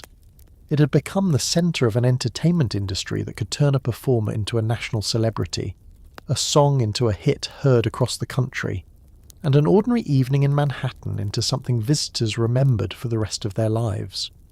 The transformation had been building for years. New York's major theatres had once been concentrated much farther downtown. During the 19th century, fashionable audiences followed Broadway northward as the city itself expanded. Theatre districts developed around Union Square and later Madison Square. Each move reflected the same basic pattern. Wealthier residents moved north. Restaurants and hotels followed. Transportation improved. Theatre owners wanted to be close to audiences with money to spend. By the early 1900s, that movement had reached the area around Longacre Square just as it was becoming Times Square. The timing could hardly have been better. The subway delivered enormous numbers of people. Electric lighting made the neighbourhood useful after dark. Hotels gave visitors somewhere to stay. Restaurants served audiences before and after performances. Newspapers covered the productions. Advertising signs promoted them. And Broadway, running diagonally through the neighbourhood, gave the entire district a name that would soon mean far more than the street itself. When people began saying that a show had reached Broadway, they were no longer simply giving you its address. They were describing success. That distinction is important. A theatre could exist anywhere. Broadway became a test. Actors wanted to perform there because successful Broadway appearances could lead to better roles, higher salaries, national tours, recording opportunities, and eventually motion pictures. Writers wanted their plays produced there. Composers wanted songs introduced there. Producers wanted their names on successful shows. Newspapers sent critics because a review from New York could help determine whether a production survived. Investors were willing to put serious money into performances because a hit could run for months or years. All of that activity was packed into a relatively small area. A person walking through Times Square during the 1910s might pass several theatres within a few minutes. Walk a little farther and there were more. Some were large and elaborate, others occupied tighter spaces. Their entrances competed for attention with illuminated marquees, posters, photographs, and the names of performers displayed above the sidewalk. Many of the buildings were impressive even before the curtain went up. The New Amsterdam Theatre, which opened in 1903 on West 42nd Street, became one of the most important early Broadway houses. Its elaborate interior reflected the belief that theatre-going was not merely about watching a performance. The building itself was part of the experience. Later, Florenz Ziegfeld would make the New Amsterdam closely associated with his famous Ziegfeld Follies. The Follies became one of the defining entertainment spectacles of early 20th century Broadway. They combined music, comedy, elaborate costumes, dancers, popular songs, celebrity performers, and enormous stage productions. Ziegfeld understood spectacle in much the same way Times Square advertisers did. More could be better. A simple stage could become a grand staircase. A song could involve dozens of performers. Costumes could be expensive enough to become newsworthy. A performer could be presented not simply as someone appearing in a show, but as a star. The Ziegfeld girls became famous for carefully staged beauty and glamour. Their photographs circulated far beyond New York. Young women who appeared in the productions could become nationally recognized. Some moved into film, others became society figures. Newspapers followed their careers, romances, marriages, and scandals. This was part of a larger change happening in American entertainment. Celebrity itself was becoming an industry. There had always been famous actors and singers. What changed during the early 20th century was the speed and scale at which fame could travel. Mass circulation newspapers printed photographs, magazines covered performers, recordings carried voices into homes, motion pictures showed faces to audiences hundreds or thousands of miles away. Publicity agents learned how to manufacture interest. Broadway supplied names for all of those systems to distribute. If someone became successful in Times Square, the rest of the country could know about it. The neighbourhood began attracting ambitious young performers for exactly that reason. Many arrived with very little money. They rented small rooms, they waited for auditions, they carried photographs from office to office, they accepted minor roles, they danced in chorus lines, they worked in restaurants while hoping to get onto a stage. For every person whose name eventually appeared in large electric letters, many more disappeared into the ordinary labour of the entertainment industry. That side of Broadway mattered too. A successful production required far more people than the audience ever saw. Stagehands moved scenery. Carpenters built sets. Electricians handled lighting. Costume workers repaired clothing. Musicians played in orchestra pits. Ushers guided people to seats. Ticket sellers worked at box offices. Writers rewrote scenes. Producers handled money. Publicists dealt with newspapers. Cleaners restored the theatre after audiences left. Restaurants needed cooks, waiters, dishwashers, bartenders, and delivery workers. Hotels employed large staffs to serve visitors who had come partly because Broadway was nearby. Times Square's glamorous reputation rested on a large amount of practical labour. The theatre district also produced its own social geography.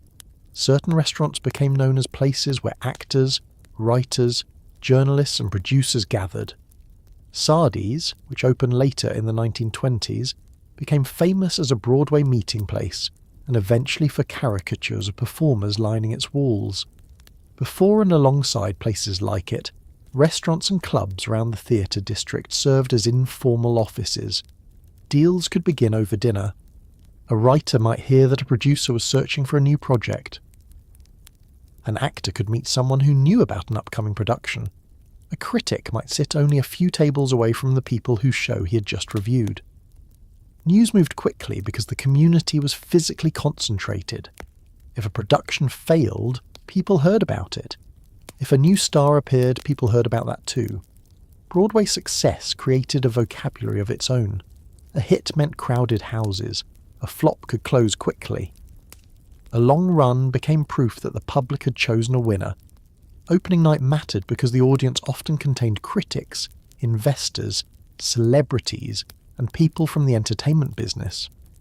After the curtain came down, everyone wanted to know the same thing. Was it good?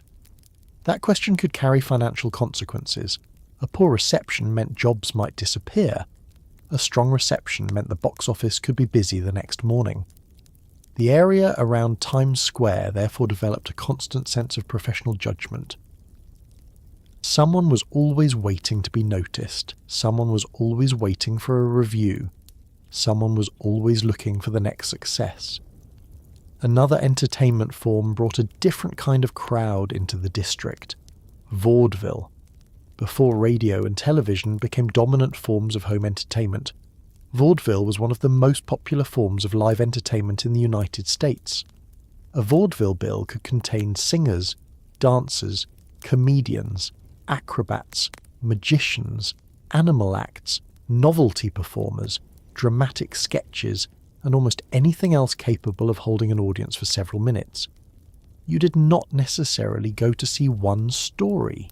You went to see a sequence of acts. Some were excellent. Some were strange. Some disappeared forever after a few performances. Others produced performers who became major stars. The Palace Theatre, which opened on Broadway in 1913, became especially important in vaudeville culture. For performers, appearing at the Palace represented one of the highest levels of success in the business. To play the Palace meant that you had reached a stage associated with the best acts on the circuit. That phrase carried weight because vaudeville performers often spent years travelling from city to city. They worked exhausting schedules. They repeated acts constantly. They lived from bookings. An appearance at a major New York house could prove that all of those years had led somewhere. Many entertainers who later became famous through radio, film or television learned their craft in vaudeville. Comedians discovered which jokes worked by telling them in front of live audiences night after night. Singers learned how to hold a room. Dancers learned timing. Magicians refined routines. Performers learned something that no rehearsal could fully teach: how quickly a bored audience could turn against you. Times Square became one of the places where those skills were tested at the highest level. At the same time, musical theatre was changing. Broadway productions increasingly combined stories, songs, dance, comedy, and large casts in ways that would shape the modern American musical. The neighbourhood became connected not only with individual shows, but with the production of popular music itself. Nearby, Tin Pan Alley had already become a centre of American songwriting and music publishing. The exact location associated with Tin Pan Alley shifted over time, but its publishers and songwriters helped create a system in which successful songs could spread rapidly through sheet music, live performance, recordings, and touring productions. Imagine the amount of music being produced around this world. A composer plays a new melody. A lyricist changes a line. A publisher decides whether the song is worth promoting. A performer introduces it on stage. The audience responds. Sheet music is printed. People buy it and play it at home. Another singer records it. Within months, a tune that began in a small Manhattan office can be known across the United States. Broadway and Times Square sat near the centre of that machinery. The First World War temporarily changed the mood of the city, but entertainment continued. Patriotic songs appeared. Benefit performances raised money. Soldiers passed through New York. Theatre remained part of urban life, even while news from Europe became increasingly serious. After the war, the pace accelerated. The 1920s brought economic growth, consumer spending, mass entertainment, prohibition, radio, movies, new fashions, and a broader fascination with celebrity. Times Square was perfectly designed to benefit from all of it. A visitor arriving in the early 1920s could find almost every new form of urban entertainment within walking distance. There were Broadway plays, musicals, vaudeville, movie theatres, dance halls, restaurants, nightclubs, hotels. Speakeasies operating behind doors that officially had nothing to do with alcohol. Taxi traffic moved through streets already crowded with pedestrians. Electric signs competed above everything. News headlines travelled around the Times Tower. The neighbourhood rarely seemed to stop. Prohibition, which began nationally in 1920, did not eliminate drinking in New York. It changed where and how people drank. Legal bars disappeared, but illegal drinking establishments multiplied. Speakeasies operated across Manhattan, including the theatre district. Some were small and hidden. Others were elaborate businesses that barely pretended to be secret. Owners paid for protection. Police enforcement varied. Politicians, entertainers, wealthy customers, and criminals could move through overlapping social worlds. That produced another Times Square contradiction. The district could appear respectable and glamorous on the surface while supporting an underground economy only a few doors away. A family could attend a Broadway show. A wealthy couple could go to dinner. A group of actors could celebrate an opening. A gangster could conduct business nearby. The same streets served all of them. New York nightlife had always attracted people who wanted anonymity, opportunity, and excitement. Times Square concentrated those possibilities. It also became increasingly associated with famous faces. An actor leaving a theatre could be recognised outside. A visiting movie star might appear at a premiere. Sports figures attended performances. Politicians came to public events. Newspaper photographers waited near places where celebrities were expected to appear. Fans learned which restaurants performers visited.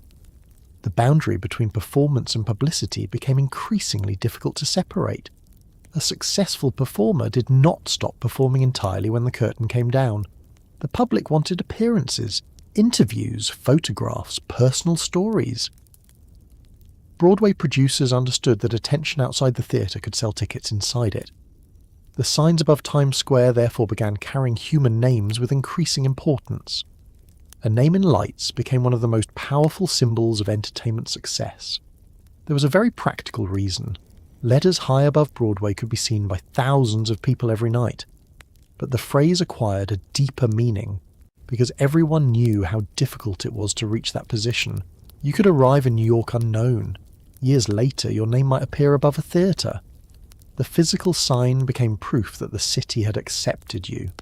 For visitors, that made Times Square a place where success seemed visible. They could look up and see who mattered. This was also the period when motion pictures began competing seriously with live theatre. At first, theatre people sometimes treated movies as a cheaper or less prestigious form of entertainment. That confidence did not last. Films could reach audiences Broadway could never fit into one theatre. A successful movie could be shown in hundreds of locations. Actors became screen stars whose faces were recognised across the country. Large movie palaces opened in major cities, including around Times Square. Some stage performers moved into film because the money and exposure could be enormous. Others worried that movies would destroy live theatre. They did not. But they changed the entertainment economy. Times Square adapted by containing both. You could see a Broadway production and walk past a cinema advertising the latest film only a few minutes later. Live theatre remained prestigious. Movies became mass entertainment. Vaudeville began losing ground as film and later radio offered cheaper entertainment to larger audiences. The neighbourhood survived because it was not dependent on a single medium. It was dependent on attention. Whatever attracted the public could find a place there.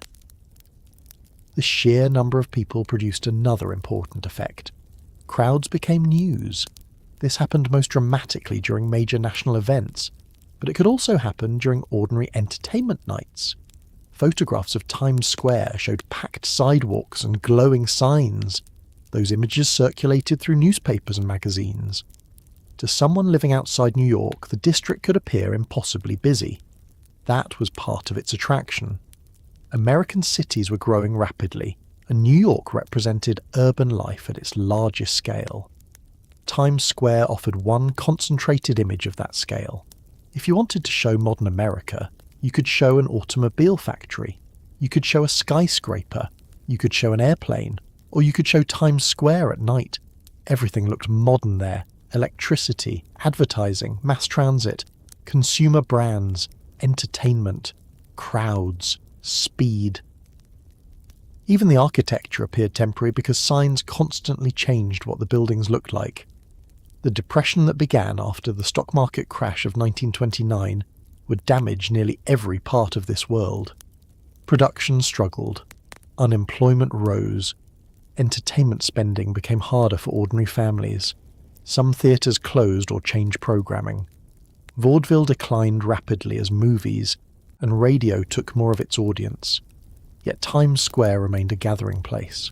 People still came because the transportation system still delivered them. The theatre still operated, and the district had already become too deeply embedded in New York's identity to disappear simply because the economy had collapsed. The 1930s produced important Broadway plays and musicals even under difficult economic conditions. Cheap movie theatres drew customers who could not afford expensive live performances. Restaurants adjusted. Entertainment businesses failed and were replaced. The neighbourhood became less uniformly glamorous, but it did not stop generating attention. Then the Second World War changed the crowds again. New York filled with servicemen travelling through the city. Times Square became one of the places soldiers and sailors wanted to visit before leaving or while on leave. Uniforms became ordinary sights in the theatre district. Entertainment venues catered to military customers. The Stage Door Canteen, opened in 1942 on West 44th Street, offered food and entertainment to Allied servicemen, with performers and volunteers from the theatre community participating. The relationship between Broadway and national events became especially visible. Actors sold war bonds, theatres hosted benefits. Posters encouraged enlistment and support for the war effort. The news zipper carried wartime headlines above the crowd. People gathered beneath it when major developments were announced. On August 14th, 1945, news that Japan had accepted the terms that would end the war brought enormous crowds into Times Square. People filled the streets. Servicemen celebrated with civilians. Strangers hugged and kissed. Traffic became almost impossible. Photographers moved through the crowd, recording images that would become some of the most famous photographs in American history. One photograph in particular, showing a sailor kissing a woman in white in Times Square, became closely associated with the celebration of the war's end. Whatever complications later discussions brought to that image, the larger scene around it shows how completely Times Square had become a national public stage. People did not receive the news and remain home. They went somewhere. Many went to Times Square. That behaviour had now been learned over decades. New Year's Eve had taught people to gather there at midnight. Election nights had taught them to look toward the signs. Broadway had taught them that important entertainment happened there. Newspapers and radio had taught the rest of the country to recognise the location. When a national moment arrived, the square offered a ready-made crowd. For a short time after the Second World War, the future seemed secure. Broadway remained famous. Tourists continued arriving. Movie theatres drew large audiences. Restaurants stayed busy. The lights still advertised products to anyone passing beneath them. Times Square had survived the Depression and war. But the city around it was changing again. Television was entering American homes. Suburbanization was changing where middle-class families lived and spent money. Automobile ownership altered travel patterns. Some older theatres were becoming expensive to maintain. Movie palaces that had once seemed modern were beginning to age. Entertainment that once required a trip into Manhattan could increasingly be consumed at home. Businesses began making different choices about where to invest.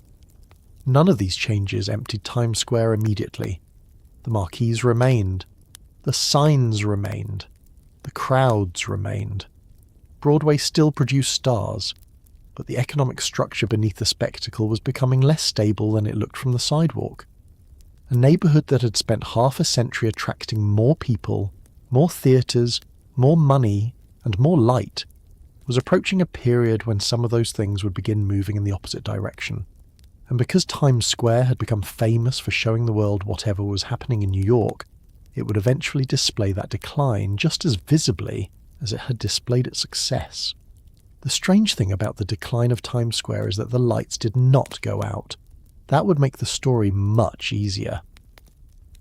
If the theatres had simply closed, the signs had been switched off, and the crowds had disappeared, you could point to a moment and say that the old Times Square ended there. Instead, much of the machinery kept running. The subway still delivered passengers beneath 42nd Street. Broadway theatres still presented major productions. Advertisements still flashed above the intersections. Restaurants continued serving customers. News still moved around the Times Tower. New Year's Eve still brought people into the streets. What changed was what happened between those familiar pieces. By the 1960s, the Times Square area was already showing unmistakable signs of decline. Important establishments disappeared, older buildings deteriorated, and many businesses that had depended on the enormous entertainment economy of earlier decades were struggling. The Paramount Theatre closed in 1964, and the old Hotel Astor was demolished after closing in 1966. At the same time, sections of 42nd Street were becoming increasingly associated with cheap movie houses, adult businesses, prostitution, drugs, and street crime. This did not happen because New Yorkers suddenly stopped liking Broadway. Broadway survived. The problem was that Times Square had always depended on a much larger collection of businesses than the legitimate theatre alone. Think back to the district during its busiest years. A theatre audience might arrive several hours before a show. They might eat dinner, they might shop, they might stay at a nearby hotel, they might visit a nightclub afterward. A visitor could spend an entire evening in the neighbourhood while moving through several different businesses. Movie theatres brought another enormous audience. Vaudeville had once done the same. Large hotels filled rooms, restaurants filled tables, entertainment workers spent money nearby. When some of those industries weakened, they left gaps. Television was especially important. By the 1950s, Americans increasingly had entertainment available inside their homes. A family that once needed to purchase theatre or movie tickets could sit in a living room and watch television. Movies were not destroyed by television, but the industry changed. Many older urban movie theatres became harder to operate profitably. Large houses that had been designed for enormous audiences could be expensive to maintain. Times Square contained many such theatres. Some lowered ticket prices, some showed films continuously, some specialised in inexpensive double features or exploitation films. Some became what were often called grindhouses, theatres where programmes ran for long stretches and customers could enter at almost any time. The elegant movie palace had been built around the idea that going to the movies was an event. The grindhouse operated on a different model. Keep the doors open, keep the programme running, keep admission affordable. Get as many customers through the building as possible. The architecture might still carry traces of an earlier age. Decorative ceilings, elaborate staircases, balconies, plasterwork, and large auditoriums remained inside buildings that were now selling inexpensive tickets to audiences very different from those who had attended premieres decades earlier. This reuse helped keep some old theatres alive. It also showed how far their economics had changed. Legal changes surrounding obscenity contributed to another transformation. Beginning in the late 1950s and continuing through the 1960s, court decisions narrowed the circumstances in which governments could prohibit sexually explicit material. The law remained complicated, and obscenity itself did not simply become legal, but authorities faced increasing difficulty suppressing material merely because it contained sexual content. That changing legal environment helped adult bookstores, theatres, peep shows, and related businesses expand in areas where rents were low and traditional businesses were already leaving. Times Square offered nearly perfect conditions. It had enormous foot traffic. It had subway access. It had old commercial buildings. It had aging theatres. It already had a history of nightlife and sexual commerce going back decades, and it had a constant supply of strangers. An adult business did not need neighbourhood residents to support it. Its customers could come from anywhere. That mattered because anonymity is valuable in businesses involving activities people may not want friends, relatives or co-workers to know about. A person could take the subway into Midtown, enter a business near 42nd Street, and disappear again into one of the largest crowds in New York. By the late 1960s and early 1970s, the transformation was obvious. Adult bookstores displayed explicit material in windows. Pornographic theatres advertised films on marquees that had once promoted conventional Hollywood releases. Peep show businesses offered short films in private booths. Massage parlours appeared. Prostitution became highly visible on parts of 42nd Street and the surrounding blocks. The Museum of the City of New York describes the district's decline as a process that had roots in the Depression and wartime years, but intensified as cheap entertainment, peep shows, prostitution, and adult businesses became increasingly concentrated there. There was an economic logic behind it. A building owner with an empty storefront still had taxes and expenses. A conventional retailer might refuse to rent in a neighbourhood developing a dangerous reputation. An adult bookstore might accept the location. Once several such businesses moved into the same area, the reputation grew stronger. That reputation discouraged some other businesses. Their departure produced more inexpensive space. More adult businesses arrived. A cycle developed. The same basic mechanism that had once filled Times Square with electric advertisements was now working in another direction. In the early 20th century, one theatre made the neighbourhood more attractive to another theatre. One restaurant benefited from the audience created by another. A cluster formed because businesses strengthened each other. Now concentration could work negatively. A block known for drugs, prostitution, and aggressive street activity became less appealing to a family looking for dinner. The restaurant lost customers. The restaurant closed. The empty storefront became available to a business that did not care whether families avoided the block. The reputation became stronger again. Still, it would be inaccurate to imagine 1970s Times Square as one continuous criminal zone, where every person on the sidewalk was either committing a crime or fleeing one. Millions of ordinary people continued moving through Midtown. Office workers went to work. Theatre employees showed up for performances. Tourists still visited. Broadway continued producing important shows. Newsstands sold papers. Restaurants served meals. Taxi drivers picked up passengers.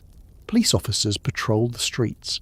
Thousands of people used the subway without anything dramatic happening to them. That normal activity existed beside the disorder. It is one reason photographs from the period can look so strange now. You might see a respectable Broadway theatre only a short distance from an adult cinema. A tourist couple can be walking through the same photograph as a sex worker. Office workers pass underneath signs advertising explicit films. A family heading toward a musical shares the pavement with drug dealers, hustlers, commuters, sailors, teenagers, police officers, pickpockets, actors, and people who have simply arrived at the wrong subway exit. Times Square had always mixed different populations. The 1970s made the contrast hard to ignore. Crime was real, not merely a reputation invented by newspapers. A later historical account in The New Yorker, drawing on research into Times Square, noted that by the middle of the 1970s, the police precincts covering the area ranked first and second in New York City for total felonies. Violent offences, including robbery, assault, rape, and murder, formed part of the danger that workers and visitors had to consider. Robbery was especially suited to the environment. Times Square supplied crowds of people carrying cash. This was before credit and debit cards replaced so many daily cash transactions. A tourist might be carrying theatre money, restaurant money, hotel money, and spending money in a wallet or handbag. Many visitors did not know the surrounding streets well. A person arriving from another state might not know which blocks local New Yorkers avoided. The density of the crowd also gave thieves opportunities to disappear quickly. Pickpocketing had been part of busy urban districts for generations, but robbery was different. A victim could be threatened with a knife or gun. The possibility of violence changed how people behaved. New Yorkers learned informal rules. Walk quickly, know where you're going. Do not display money. Do not stop for every stranger who tries to speak to you. Avoid certain blocks late at night. Stay aware on subway platforms. Tourists were warned about the district. The phrase Times Square was beginning to carry two meanings at once. It still meant Broadway. It also meant danger. The movie industry noticed. Films made in New York during the late 1960s and 1970s increasingly used the city's deteriorating public spaces as part of their visual language. Midnight Cowboy, released in 1969, used the Times Square environment in its story of people living on society's margins. Later films made 1970s New York look dirty, aggressive, lonely, crowded, and unpredictable. Taxi Driver, released in 1976, became one of the best-known examples of this image, using Times Square's adult theatres and nighttime streets as part of its setting. Those movies did not create the conditions, but they carried images of them around the world. That produced a strange reversal of what had happened earlier. For decades, photographs of Times Square's electric signs had advertised New York as modern and exciting. Now images of the same neighbourhood advertised New York as dangerous. The city was experiencing much larger problems. Manufacturing employment was declining. Middle-class residents had moved to suburbs in large numbers during the post-war decades. The city faced rising costs and weakening finances. public infrastructure suffered from underinvestment. The subway system became notorious for graffiti, dirty stations, unreliable equipment, and fear of crime. By 1975, New York City was facing a financial emergency so severe that bankruptcy became a genuine possibility. The state created new financial controls, while the city laid off workers and reduced services. Sanitation, recreation, education, policing, fire services and other parts of municipal government came under intense financial pressure. For Times Square, the fiscal crisis mattered because a neighbourhood already suffering from private disinvestment now existed inside a city that had less money available to manage public disorder.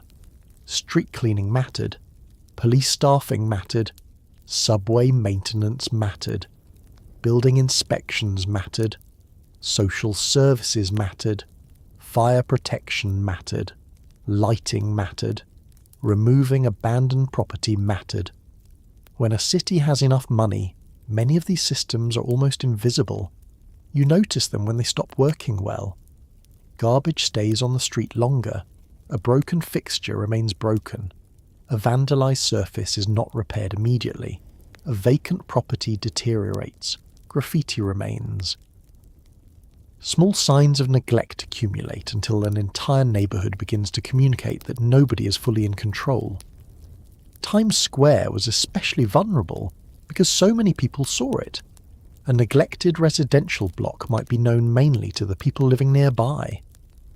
A neglected Times Square was seen by commuters, tourists, journalists, photographers, theatre audiences, and visitors from overseas. The neighbourhood was still one of New York's most visible places.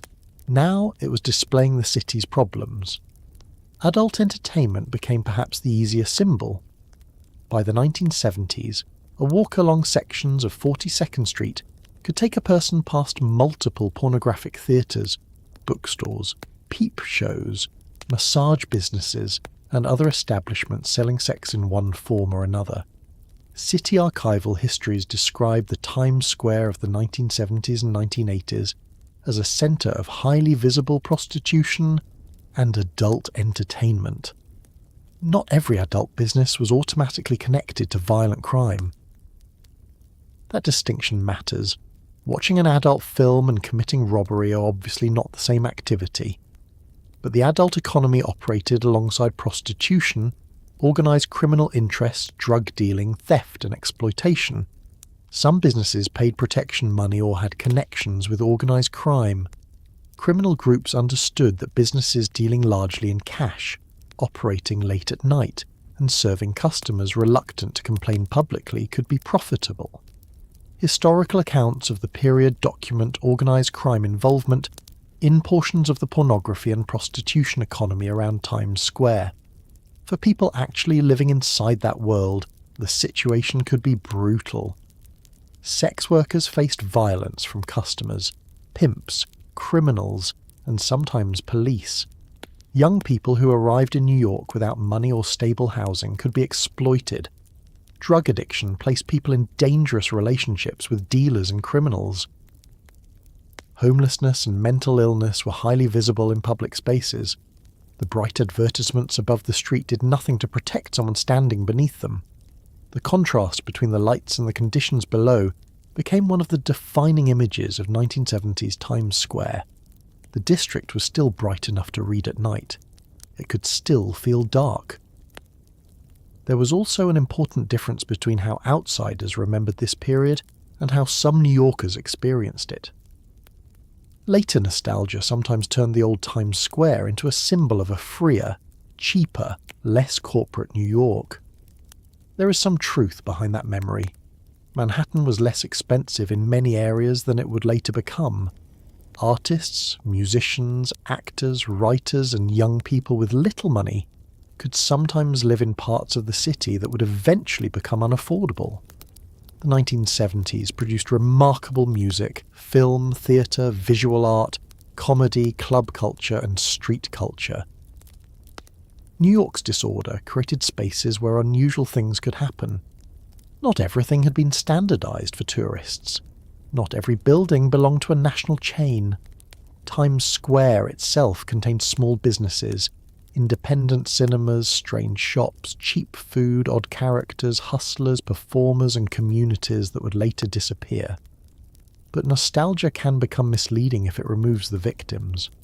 The dangerous Times Square was interesting if you were fortunate enough to experience only the interesting parts. It was less romantic if you were robbed.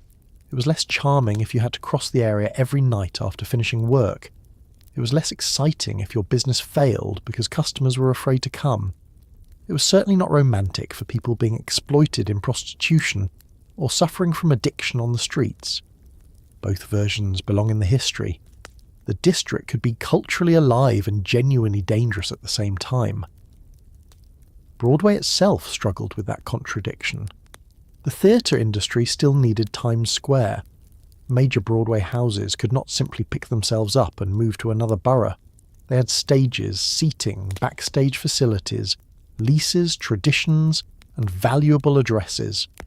A production might be excellent while the block outside frightened potential customers. Theatre owners had an obvious interest in improving surrounding conditions. If suburban families believed that attending a Broadway show required walking through dangerous streets, some would stay home.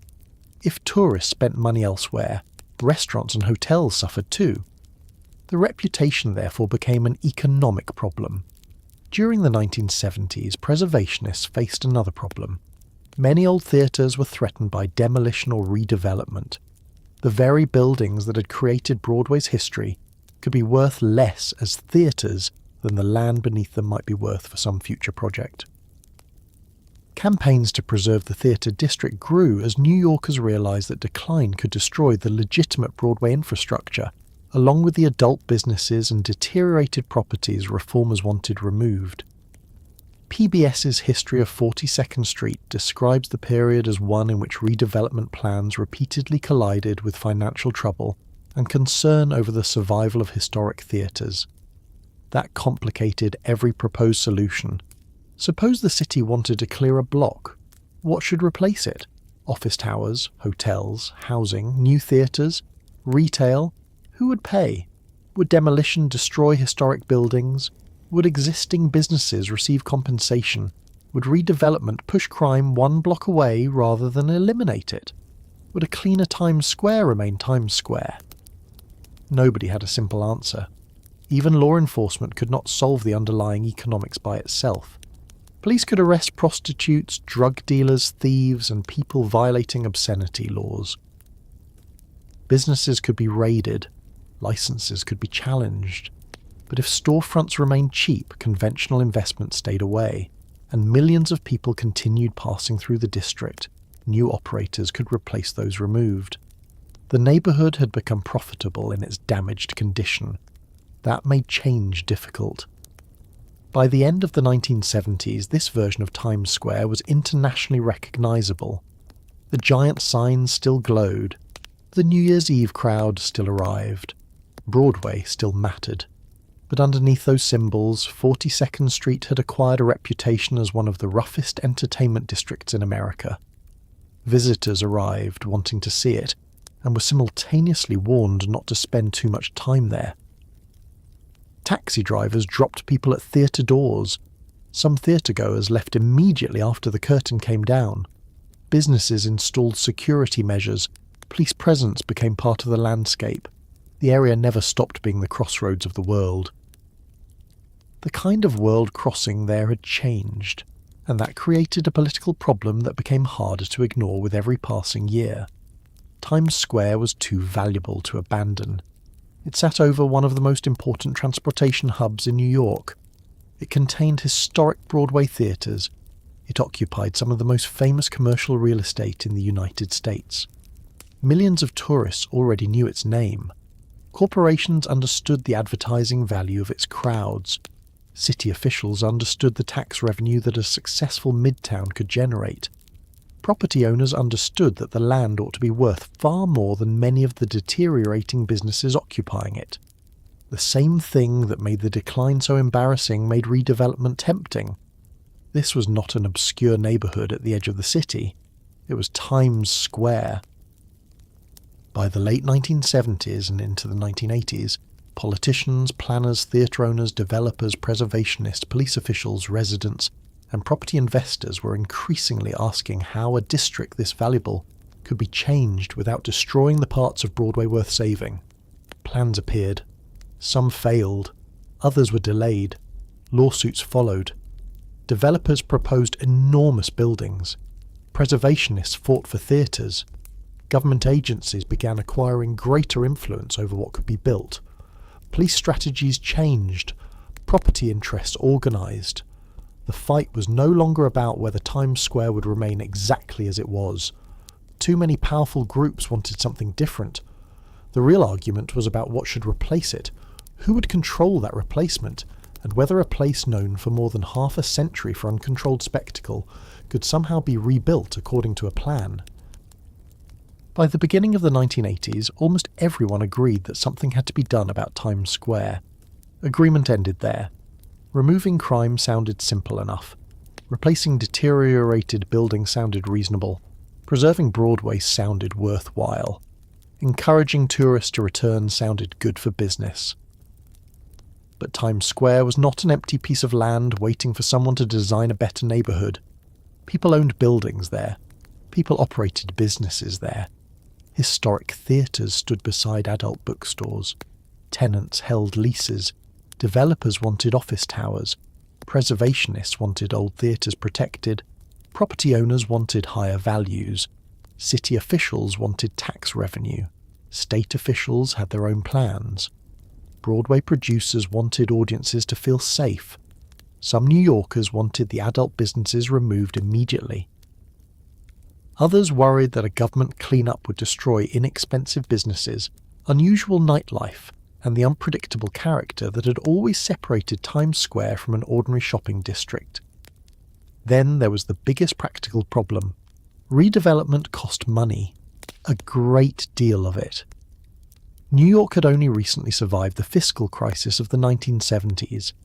City government could not simply buy every deteriorating property, demolish what it disliked, restore every theatre, build new offices, hire more police, and hope private companies arrived afterward. The transformation that eventually occurred therefore did not begin with one mayor or one corporation.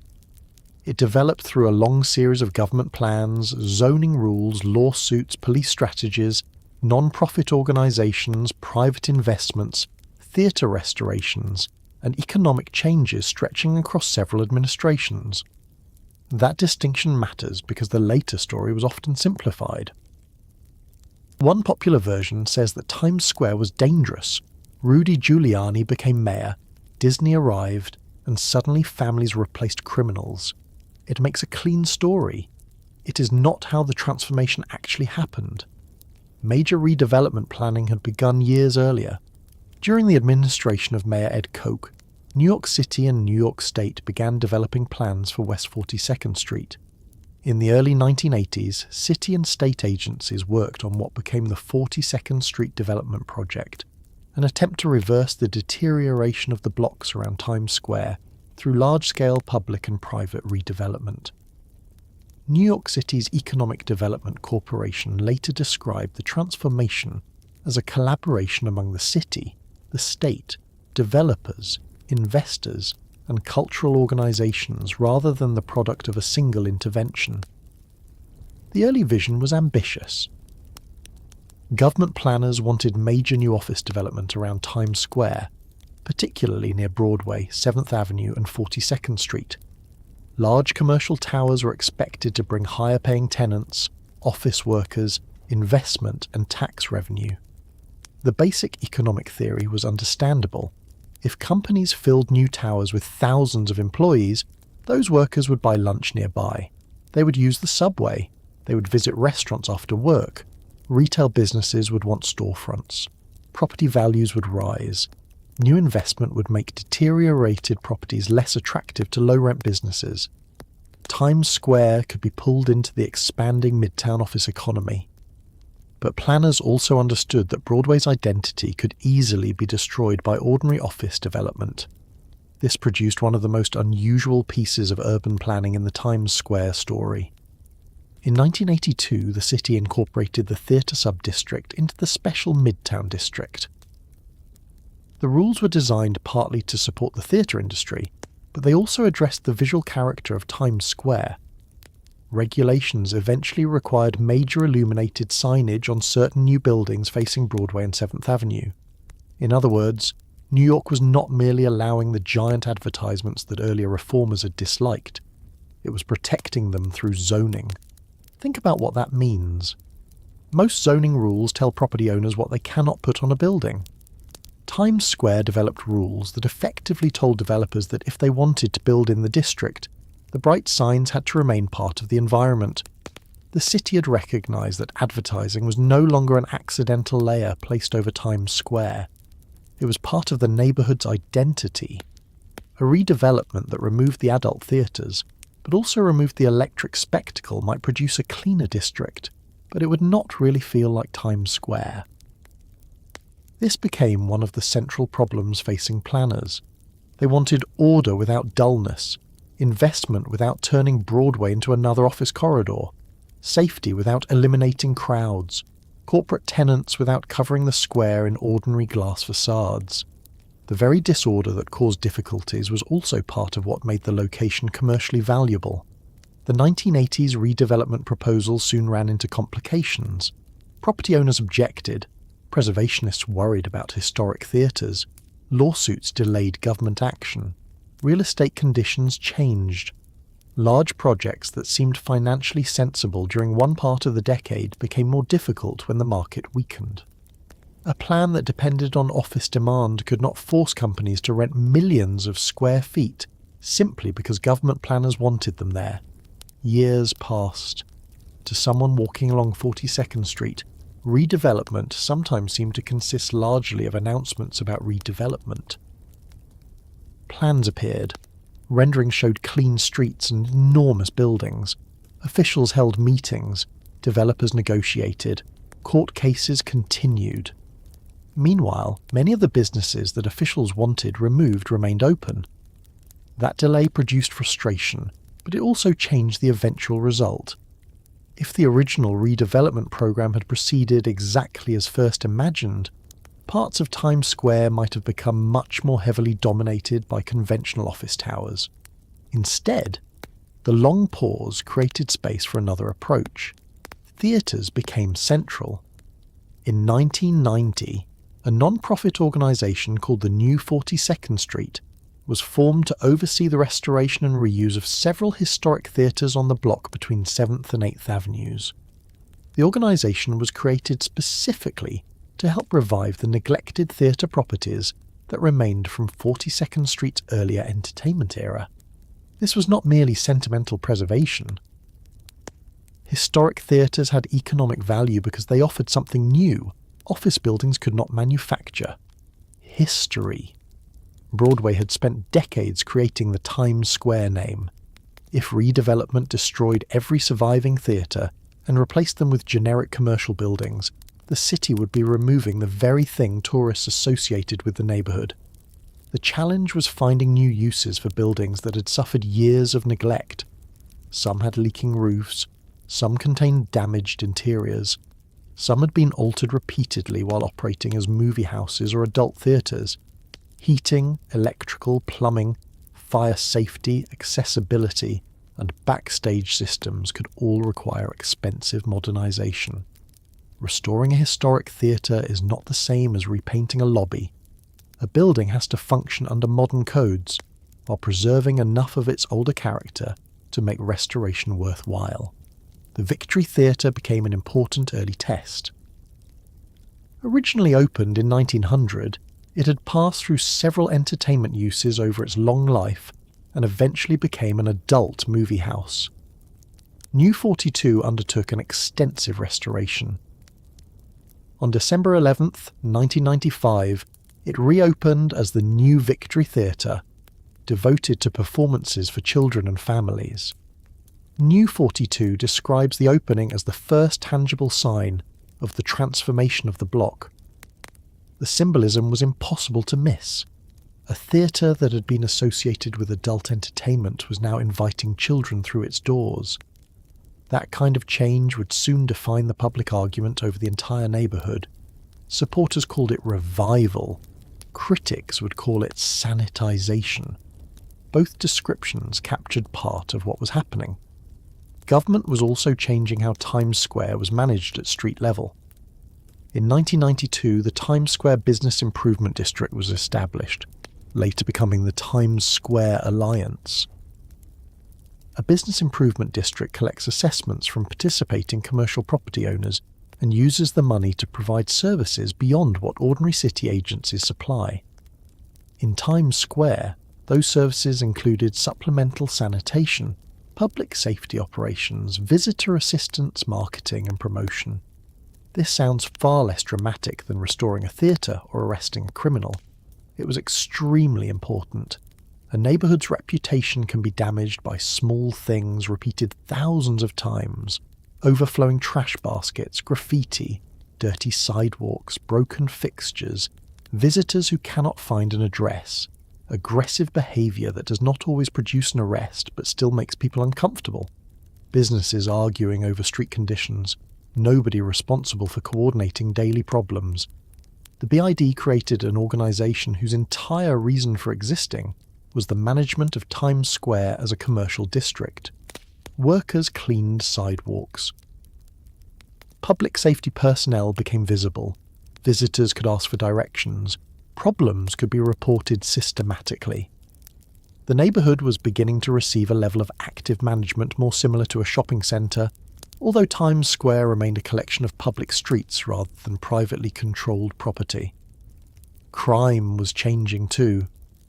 New York's crime decline began in the early 1990s and continued dramatically through the decade. The causes remain the subject of substantial debate among criminologists, with explanations including policing changes, demographic and economic factors, changes in drug markets, incarceration patterns, and broader national trends. Times Square benefited whatever combination of causes one accepts. Mayor David Dinkins, who served from 1990 through 1993, supported an expansion of the police force through the Safe Streets, Safe City program. Rudy Giuliani, who became mayor in 1994, made aggressive crime reduction and so-called quality of life enforcement central to his administration. The NYPD under Commissioner William Bratton introduced CompStat, which used frequently updated crime data to identify patterns and hold commanders responsible for conditions in their precincts. Citywide crime fell sharply during the 1990s. New York's 1998 Mayor's Management Report recorded large reductions in index crimes between 1993 and 1997. For Times Square, perception mattered almost as much as statistics. If people believed the neighbourhood was dangerous, they avoided it. If they saw uniformed officers, clean sidewalks, families, active storefronts and crowded restaurants, they were more willing to stay. More ordinary customers then created more legitimate business. Legitimate business produced more ordinary customers. The cycle that had helped the neighbourhood decline could be reversed. One of the most visible targets was the adult entertainment industry. The city adopted new zoning restrictions on adult establishments in 1995. The rules applied to adult bookstores and video shops, adult theatres, and adult eating and drinking establishments, among other uses. They restricted where such businesses could operate, including through distance requirements intended to separate them from residential areas and other sensitive locations. After years of litigation, the regulation survived major legal challenges later in the decade. For Times Square, the consequences were substantial. Adult businesses that had once occupied prominent storefronts found it increasingly difficult to remain. Some closed. Some changed their inventory to avoid being classified as adult establishments. Some relocated. The city government's own historical record of the Giuliani administration notes both the reduction of sex shops in Times Square and the criticism that some of these businesses simply moved to other parts of the city. That is important, because urban cleanup rarely makes every underlying activity disappear. Sometimes it moves. The transformation of Times Square made certain behaviour less visible in Times Square. It did not eliminate prostitution, pornography, addiction, homelessness, or crime from New York. It changed which activities could profitably occupy some of Manhattan's most valuable streets. The event that convinced many private investors that this change might be permanent came from a company associated not with police work or real estate, but with Mickey Mouse, Disney. By the early 1990s, the New Amsterdam Theatre on West 42nd Street was a remarkable ruin. It had opened in 1903 and had once been one of the most glamorous theatres in the district. The Ziegfeld Follies performed there for years. Its elaborate interior had been designed in an Art Nouveau style filled with decorative plaster, murals, carved details and ornamental spaces. Later, it became a movie theatre. Then it closed. Water damage and neglect badly deteriorated the interior. For redevelopment officials, the New Amsterdam represented both a problem and an opportunity. If one of the grandest theatres on 42nd Street could be restored, the project would demonstrate that the block could support serious entertainment again. Disney entered negotiations in the early 1990s and announced in 1994 that it would proceed with restoring the theatre.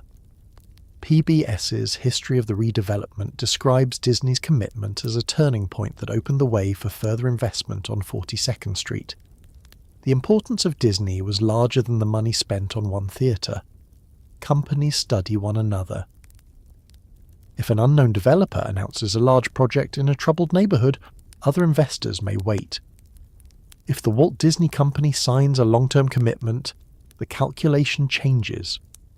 Disney had one of the most valuable family entertainment brands in the world. It had enormous experience managing destinations built around children, parents, controlled environments, merchandising, and spectacle. If Disney believed families would come to West 42nd Street, perhaps the neighbourhood was becoming safe enough for other businesses too. That signal attracted attention. Some New Yorkers hated what it seemed to represent. The word Disneyfication quickly became shorthand for criticisms of the new Times Square. To critics, the old neighbourhood was being replaced by something too corporate, too controlled, too expensive, and too friendly to chain restaurants and mass-market entertainment. They looked at the adult theatres and dirty movie houses and saw something more than crime. They saw traces of an older New York in which strange businesses could exist in the middle of Manhattan. They saw inexpensive commercial space. They saw independent culture. They saw a city that had not yet been completely designed for visitors with credit cards. Supporters of redevelopment looked at many of the same streets and saw robbery, exploitation, failing businesses, empty buildings, and historic theatres being destroyed by neglect. It was possible for both groups to be responding to real things. The older Times Square had contained genuine danger and genuine cultural freedom. The newer version offered greater safety, while making commercial space much more valuable. Restoration and displacement often arrived together. Disney's New Amsterdam Theatre reopened in 1997 after an extensive restoration. The reopening returned legitimate theatre to a building whose survival had once been uncertain. Later that year, The Lion King opened there, connecting one of the best-known family entertainment companies in the world with one of Broadway's most famous historic theatres. Other investments followed. Theatre properties received new tenants. Retail and entertainment projects were planned. Hotels became more attractive investments. Large corporations began treating Times Square addresses as assets rather than liabilities. By the mid-1990s, the change was visible even before construction was complete. Vacant properties stood behind temporary walls awaiting redevelopment. Old signs came down, new signs appeared, police presence increased, tourist information became easier to find. Families appeared in greater numbers. The street still looked rough in places, but the direction was becoming clear. The new businesses were not shy. This was not redevelopment into quiet respectability. Times Square filled with enormous commercial attractions. Movie multiplexes arrived. Theme restaurants arrived. Large retail stores arrived. entertainment corporations arrived. Madame Tussauds eventually opened a major wax museum on 42nd Street. The block that had once offered cheap grindhouse movies increasingly offered branded experiences designed for tourists. At street level, the neighbourhood changed. Above street level, planners made sure the old competition for attention continued. New buildings were required in key parts of the Times Square area to incorporate large illuminated signs. The unusual zoning rules preserved the brightness precisely as office towers and new retail projects replaced deteriorated structures. This created an outcome that would have sounded strange to the reformers of an earlier generation. The city cleaned up Times Square by protecting the advertising. The enormous signs were no longer evidence that the neighbourhood lacked control. They became evidence of controlled spectacle. A corporation could not simply build a blank office tower and remove the visual chaos. It had to participate. The lights became part of the agreement. That is one reason the modern district did not turn into an ordinary financial centre. Companies moved in, but their buildings still had to perform for the street. Technology made that performance increasingly dramatic. Traditional bulbs and neon remained, but electronic display systems became larger and more sophisticated. Video screens could show moving images. Financial companies could display market information. Television networks could operate studios facing the crowd. Advertisements could change without workers physically replacing the entire sign. Times Square entered the digital age without abandoning the basic business model Oscar Goode had understood almost a century earlier. People were looking. Someone would pay to control what they saw. The difference was that the audience had become global. Television networks increasingly used Times Square as a background. New Year's Eve broadcasts carried its lights internationally. Films and television programs returned to the neighbourhood, but now they often presented a very different image from the dirty streets associated with 1970s cinema. The same location that had symbolised urban crisis could now symbolise American consumer culture. A company purchasing advertising there was buying exposure not only to pedestrians. Tourists photographed the sign. Television cameras recorded it. News footage included it. Movies captured it. Family photographs carried it home. An advertisement might appear in the background of thousands of images without the advertiser purchasing another piece of space. The neighbourhood had become an enormous image-making machine. By the end of the 1990s, the economic turnaround was difficult to deny. Theatre attendance remained central. Hotels expanded, restaurants multiplied, major retailers sought space. Office developments moved forward after years of delays. The 42nd Street corridor that planners had struggled with since the early 1980s had become one of Midtown's strongest tourist destinations. City planning documents from the period described the area as undergoing major redevelopment involving offices, hotels, retail, restored theatres, and entertainment uses.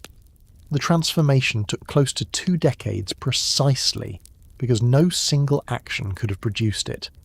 Police enforcement without investment might have reduced some crime but left empty properties. Investment without policing might have produced buildings that workers and tourists were afraid to visit.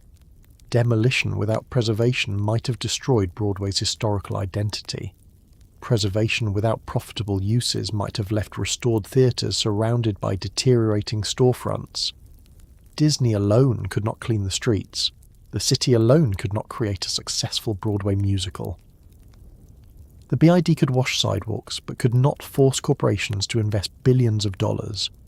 Zoning could protect bright signs, but could not make tourists enjoy looking at them. The pieces reinforced one another. Safer streets encouraged visitors. Visitors supported businesses. Businesses paid higher rents. Higher property values encouraged redevelopment. Redevelopment attracted corporations. Corporations bought larger advertisements. Larger advertisements strengthened the visual spectacle. The spectacle drew more tourists. New York had taken the same self-reinforcing logic that created the original Times Square and rebuilt it around a different collection of businesses. There was a cost. Many independent businesses disappeared. The adult industry was pushed out of its most visible locations. Rents increased. Some of the people who had lived and worked around the old Times Square could no longer afford to remain. Critics complained that the neighbourhood had become a commercial theme park. The criticism was not difficult to understand when visitors could walk past giant advertisements, chain restaurants, Disney productions, corporate stores, television studios, and attractions designed specifically for tourists. But the phrase Disneyfication also simplified a much larger redevelopment process. Disney was a major catalyst. It was not the architect of the entire transformation. Government planning had preceded it. Theatre preservation had preceded it. The BID had already been created. Crime was already beginning to decline citywide. Public agencies had been struggling with 42nd Street for more than a decade. Disney entered a process already underway and gave private investors evidence that the process might finally work. When the new Times Square emerged, it looked different from both the glamorous square of the 1920s and the troubled one of the 1970s. The old neighbourhood had been centred heavily on live entertainment and nightlife. The redeveloped district was broader. Broadway was still there, but so were multinational companies, television studios, financial displays, global retailers, restaurants aimed at visitors, giant digital screens, movie theatres, hotels, and attractions that had little direct connection to Broadway. Times Square was no longer merely America's theatre district. It was becoming a place where companies wanted to prove that they mattered on a worldwide scale. The address itself acquired value. To open a flagship store, there was an announcement. To operate a television studio, there was an announcement. To buy one of the largest digital signs, there was an announcement. To hold a product launch, there was an announcement. Companies were no longer simply selling things to people walking through Times Square. They were using Times Square to speak to people who might never visit New York. That change brought the neighbourhood remarkably close to the promise contained in its old nickname. For decades, it had called itself the Crossroads of the world. By the end of the 20th century, the phrase was becoming less like advertising and more like a description of how the place actually functioned. People from different countries arrived every day. Global corporations competed for space above them. Broadway productions became international franchises. News networks broadcast from the neighbourhood. New Year's Eve television coverage carried the same intersection into homes around the planet. The redevelopment had not merely made Times Square safer, it had made the square easier to sell. And once New York learned how valuable the image of Times Square could be, the next stage was no longer about rescuing a declining neighbourhood. It was about understanding how one intersection in Manhattan had become a symbol recognised by people who had never been anywhere near it. Once Times Square had become safer, cleaner and easier for major companies to invest in, New York faced a problem very different from the one it had faced 20 years earlier. The city no longer had to convince people that Times Square could survive. Now it had to manage its success. By the end of the 1990s, the redevelopment that had seemed uncertain for so long was visible in almost every direction. Historic theatres had been restored. New entertainment businesses had opened. Major office projects were rising. Large corporations were willing to place employees in buildings overlooking streets that companies had once avoided. Television studios arrived. New hotels increased the supply of rooms for visitors. Broadway remained active, and the illuminated signs that had defined the district for most of the 20th century were becoming larger and technologically more sophisticated. Times Square had been rebuilt as a place designed to be seen. That last point is important because plenty of successful commercial districts never become global symbols. They make money, they attract customers, they provide offices and restaurants. People use them every day without anyone on another continent knowing what they look like.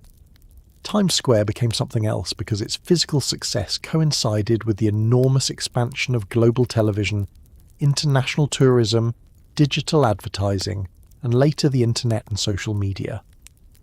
The neighbourhood did not merely receive visitors from around the world. images of the neighbourhood travelled around the world even faster. One sign of that change could already be seen in the 1990s. Television companies understood that Times Square offered something valuable that could not be reproduced easily inside a studio. A camera pointed toward the street immediately showed movement. People walked behind presenters. Taxis passed, lights changed, advertisements flashed, crowds gathered outside windows. The background itself communicated New York. In 1996, New York City announced the installation of NBC's large Astrovision video screen in Times Square. The screen was designed to carry news, entertainment, sports, and other programming for much of the day, including material from CNBC, MSNBC, and NBC's New York television operation. City officials described the screen as another major feature at the crossroads of the world.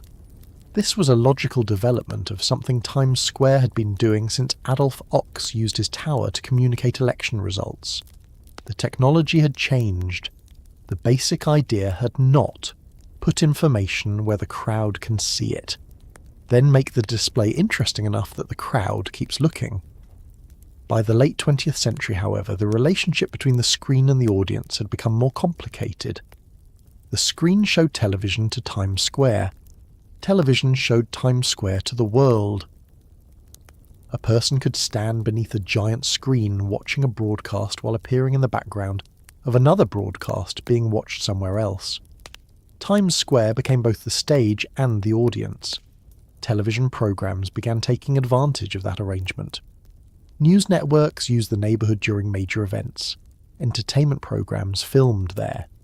Music television made a particularly strong impression when MTV established a studio overlooking Times Square in the late 1990s.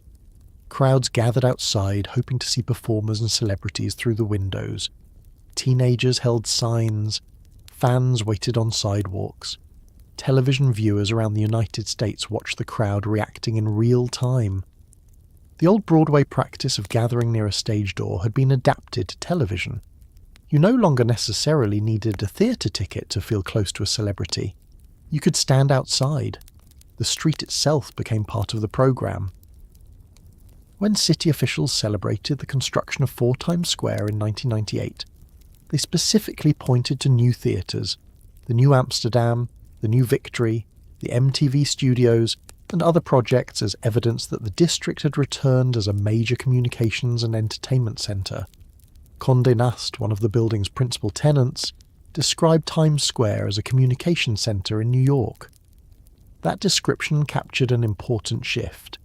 Times Square had once become famous because Broadway stars performed there.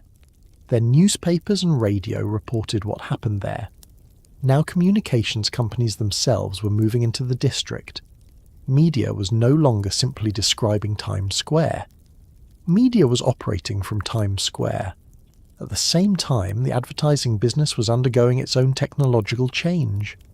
For decades, illuminated signs had depended on incandescent bulbs, neon tubes, mechanical devices, painted panels, and later various electronic systems.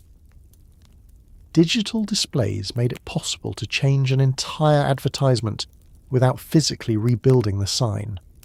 One company could occupy a screen in the morning, another message could appear later. Moving video could cover enormous surfaces, colours could change instantly, images could stretch across several floors of a building. An advertisement could be updated from computers rather than by workers replacing thousands of individual components. This increased the value of the most visible locations. The original spectaculars had impressed crowds partly because constructing them was so difficult. The new digital spectaculars impressed crowds because they could behave like enormous televisions attached to buildings. And because Times Square's zoning protected the district's illuminated character, new development did not eliminate this competition for attention. Modern buildings continued participating in it. A conventional midtown office building might present a relatively quiet glass facade. A Times Square building could carry several stories of moving advertising. The corporate redevelopment had therefore produced an unusual result. Times Square became more controlled at street level, and more visually aggressive above it. The combination worked. A family could visit a Broadway show, eat at a restaurant, shop, and walk through a district that felt dramatically different from an ordinary commercial neighbourhood without facing many of the conditions that had frightened visitors away during the 1970s and 1980s. The spectacle remained. The risk had been reduced. That made Times Square easier to market internationally. Tourists do not travel thousands of miles merely because a place contains stores they could find somewhere else. They travel because they believe the place itself is worth seeing. Times Square had reached the point where walking through it became a tourist activity, independent of any particular business. A visitor could arrive without a Broadway ticket. They might not buy anything. They might simply walk into the square, look up, take photographs, and leave. From a conventional retail perspective, that sounds useless. From an advertising perspective, it is extremely valuable. A person who comes specifically to look at signs is almost the perfect advertising audience. The companies buying those signs also receive something that Oscar Gude could only have imagined in the early 20th century. The visitor now carried a camera everywhere. First it was a film camera, then a digital camera, then a mobile phone. Eventually the same device could photograph the advertisement and send the image around the world within seconds. A person from Brazil could take a picture under a Times Square billboard and send it to relatives at home. A visitor from Japan could upload video while still standing beneath the screen. Someone in London could see the image before the visitor had even returned to the hotel. The tourists were doing part of the advertising work themselves. This changed the economic value of visibility. A company might rent a sign for the people physically standing in front of it, but photographs, television footage, online videos, news reports, and social media could reproduce that sign far beyond Manhattan. Times Square became an advertising location whose audience could not be measured only by counting pedestrians. The streets also started struggling with the consequences of those pedestrians. As the district became more successful, its sidewalks became increasingly crowded. Remember how Times Square had developed physically?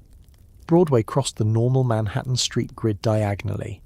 That created the distinctive shape of the district, but it also produced awkward traffic conditions. Cars, taxis, buses, delivery vehicles, cyclists, and enormous numbers of pedestrians were all trying to use limited space. The success of the redevelopment had created a practical question. How much of Times Square should belong to vehicles?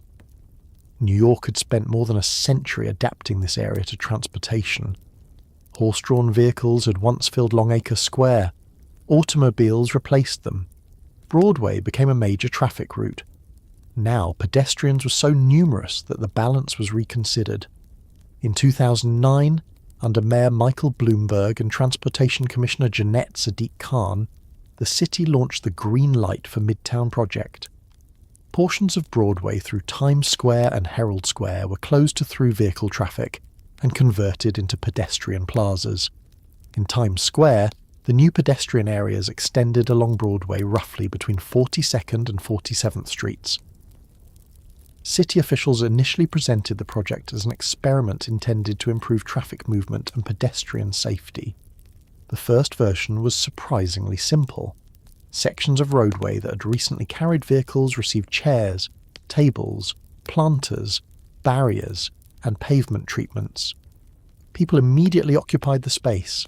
They sat down, they ate lunch, they watched the screens, they talked. Tourists stopped in places where stopping no longer meant blocking an entire sidewalk.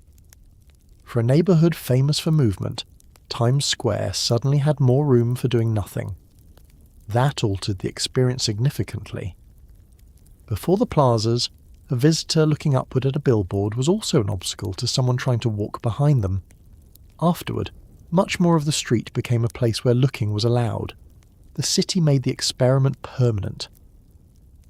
Beginning in 2013, New York undertook a major reconstruction to replace the temporary treatment with permanent pedestrian plazas, upgraded utilities, new paving, seating, lighting, wider pedestrian space, and other improvements.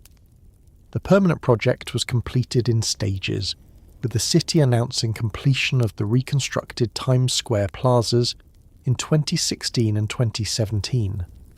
The work converted roughly 85,000 square feet, previously devoted to vehicular traffic, into 5 pedestrian plazas between West 42nd and West 47th Streets.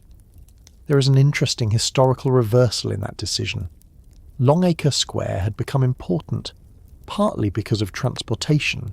Horses came there, carriages came there, the subway came there, automobiles came there. For more than a century, movement helped create the neighbourhood. Then Times Square became so successful that part of its most famous roadway was handed back to people on foot. The street had become more valuable as a viewing platform than as a traffic lane. That tells you a great deal about what Times Square had become. It was no longer merely an intersection people needed to cross. It was a destination where people wanted to remain. New Year's Eve demonstrated this global identity more clearly than anything else.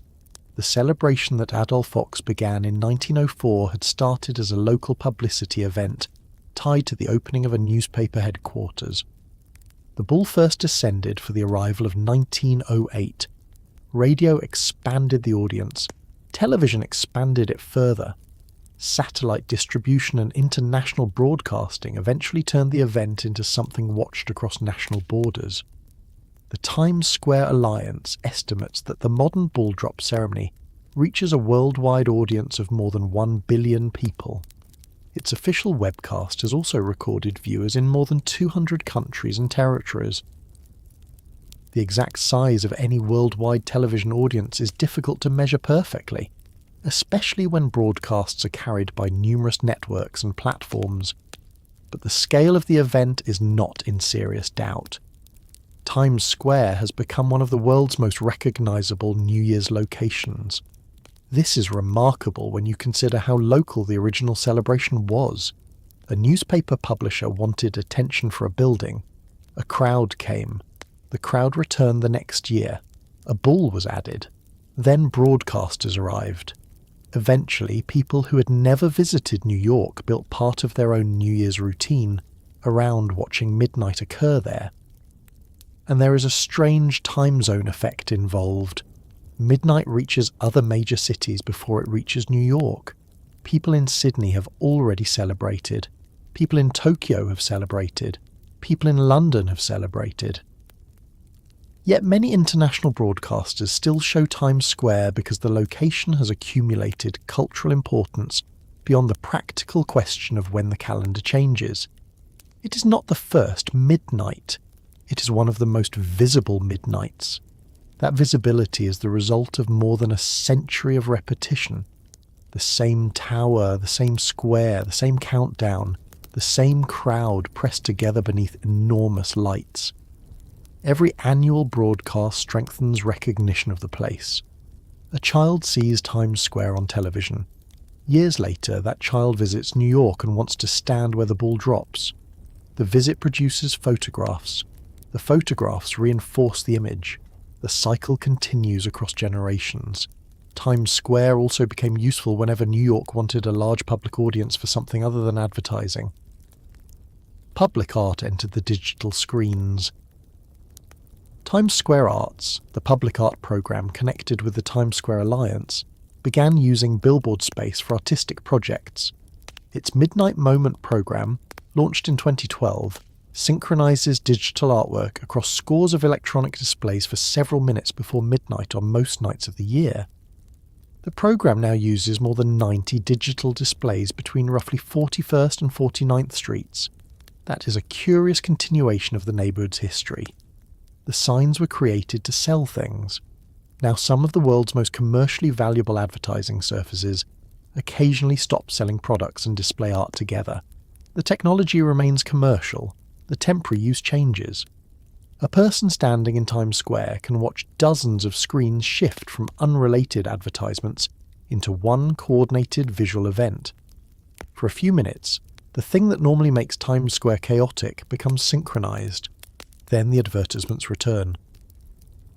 The neighbourhood has also become a preferred location for public celebrations, performances, protests, media announcements, promotional events, and large cultural gatherings because everyone understands the same practical fact. If something happens in Times Square, cameras will probably be present. That was true in primitive form when crowds gathered beneath the Times Tower for news. It remains true in a digital environment where professional cameras are joined by thousands of phones. Location provides amplification. This is why the nickname Crossroads of the World survived. The expression had been used for Times Square long before the modern redevelopment, appearing in 20th century descriptions and promotional material for the district. New York institutions continue using it today, including the New York Public Library and city agencies. The name is obviously an exaggeration. The world does not literally cross at Broadway and 7th Avenue. Most human beings will never go there. Global finance does not depend on the intersection. International diplomacy happens elsewhere. Ships do not pass through it. Air routes do not converge above it. Yet symbolic geography does not have to be literal. Times Square became a crossroads because different systems overlap there. Local commuters mix with international tourists. Broadway theatres sit beside corporate offices. American brands advertise beside multinational brands. News appears beside entertainment. Public art appears on commercial screens. Street performers work beneath advertisements created by global agencies. New Yorkers trying to reach work move around visitors trying to take photographs. A person who has lived in Manhattan for 40 years can stand beside someone experiencing the United States for the first time. The crowds constantly renew themselves. That is part of the reason the place feels global, even though the physical area is small. Listen to people around you for several minutes and you may hear multiple languages. Look at the businesses and you see companies based in different countries. Look at the theatre audiences and you find visitors from across the United States and overseas. Then look above everyone and the screens are selling products intended for markets far beyond New York. Times Square became less like a neighbourhood serving its immediate residents and more like a public showroom for the city. That has produced criticism just as every earlier version of Times Square did. Some New Yorkers avoid it whenever possible. They find the crowds exhausting. They dislike the chain businesses. They see the area as something designed for tourists rather than residents. The advertisements are overwhelming. Food can be expensive. Walking only a few blocks can take longer than expected. Someone dressed as a cartoon character may attempt to enter your family photograph and then expect money. None of that is an accidental side effect of Times Square's fame. It is partly what fame produces. A place known around the world attracts people who want to experience the famous place. Those people attract businesses designed for visitors. Those businesses make local residents feel that the place no longer belongs to them. The more internationally successful the district becomes, the less ordinary it can feel. That tension has followed Times Square throughout its history. The horse traders gave way to theatre owners. The theatre district attracted advertisers.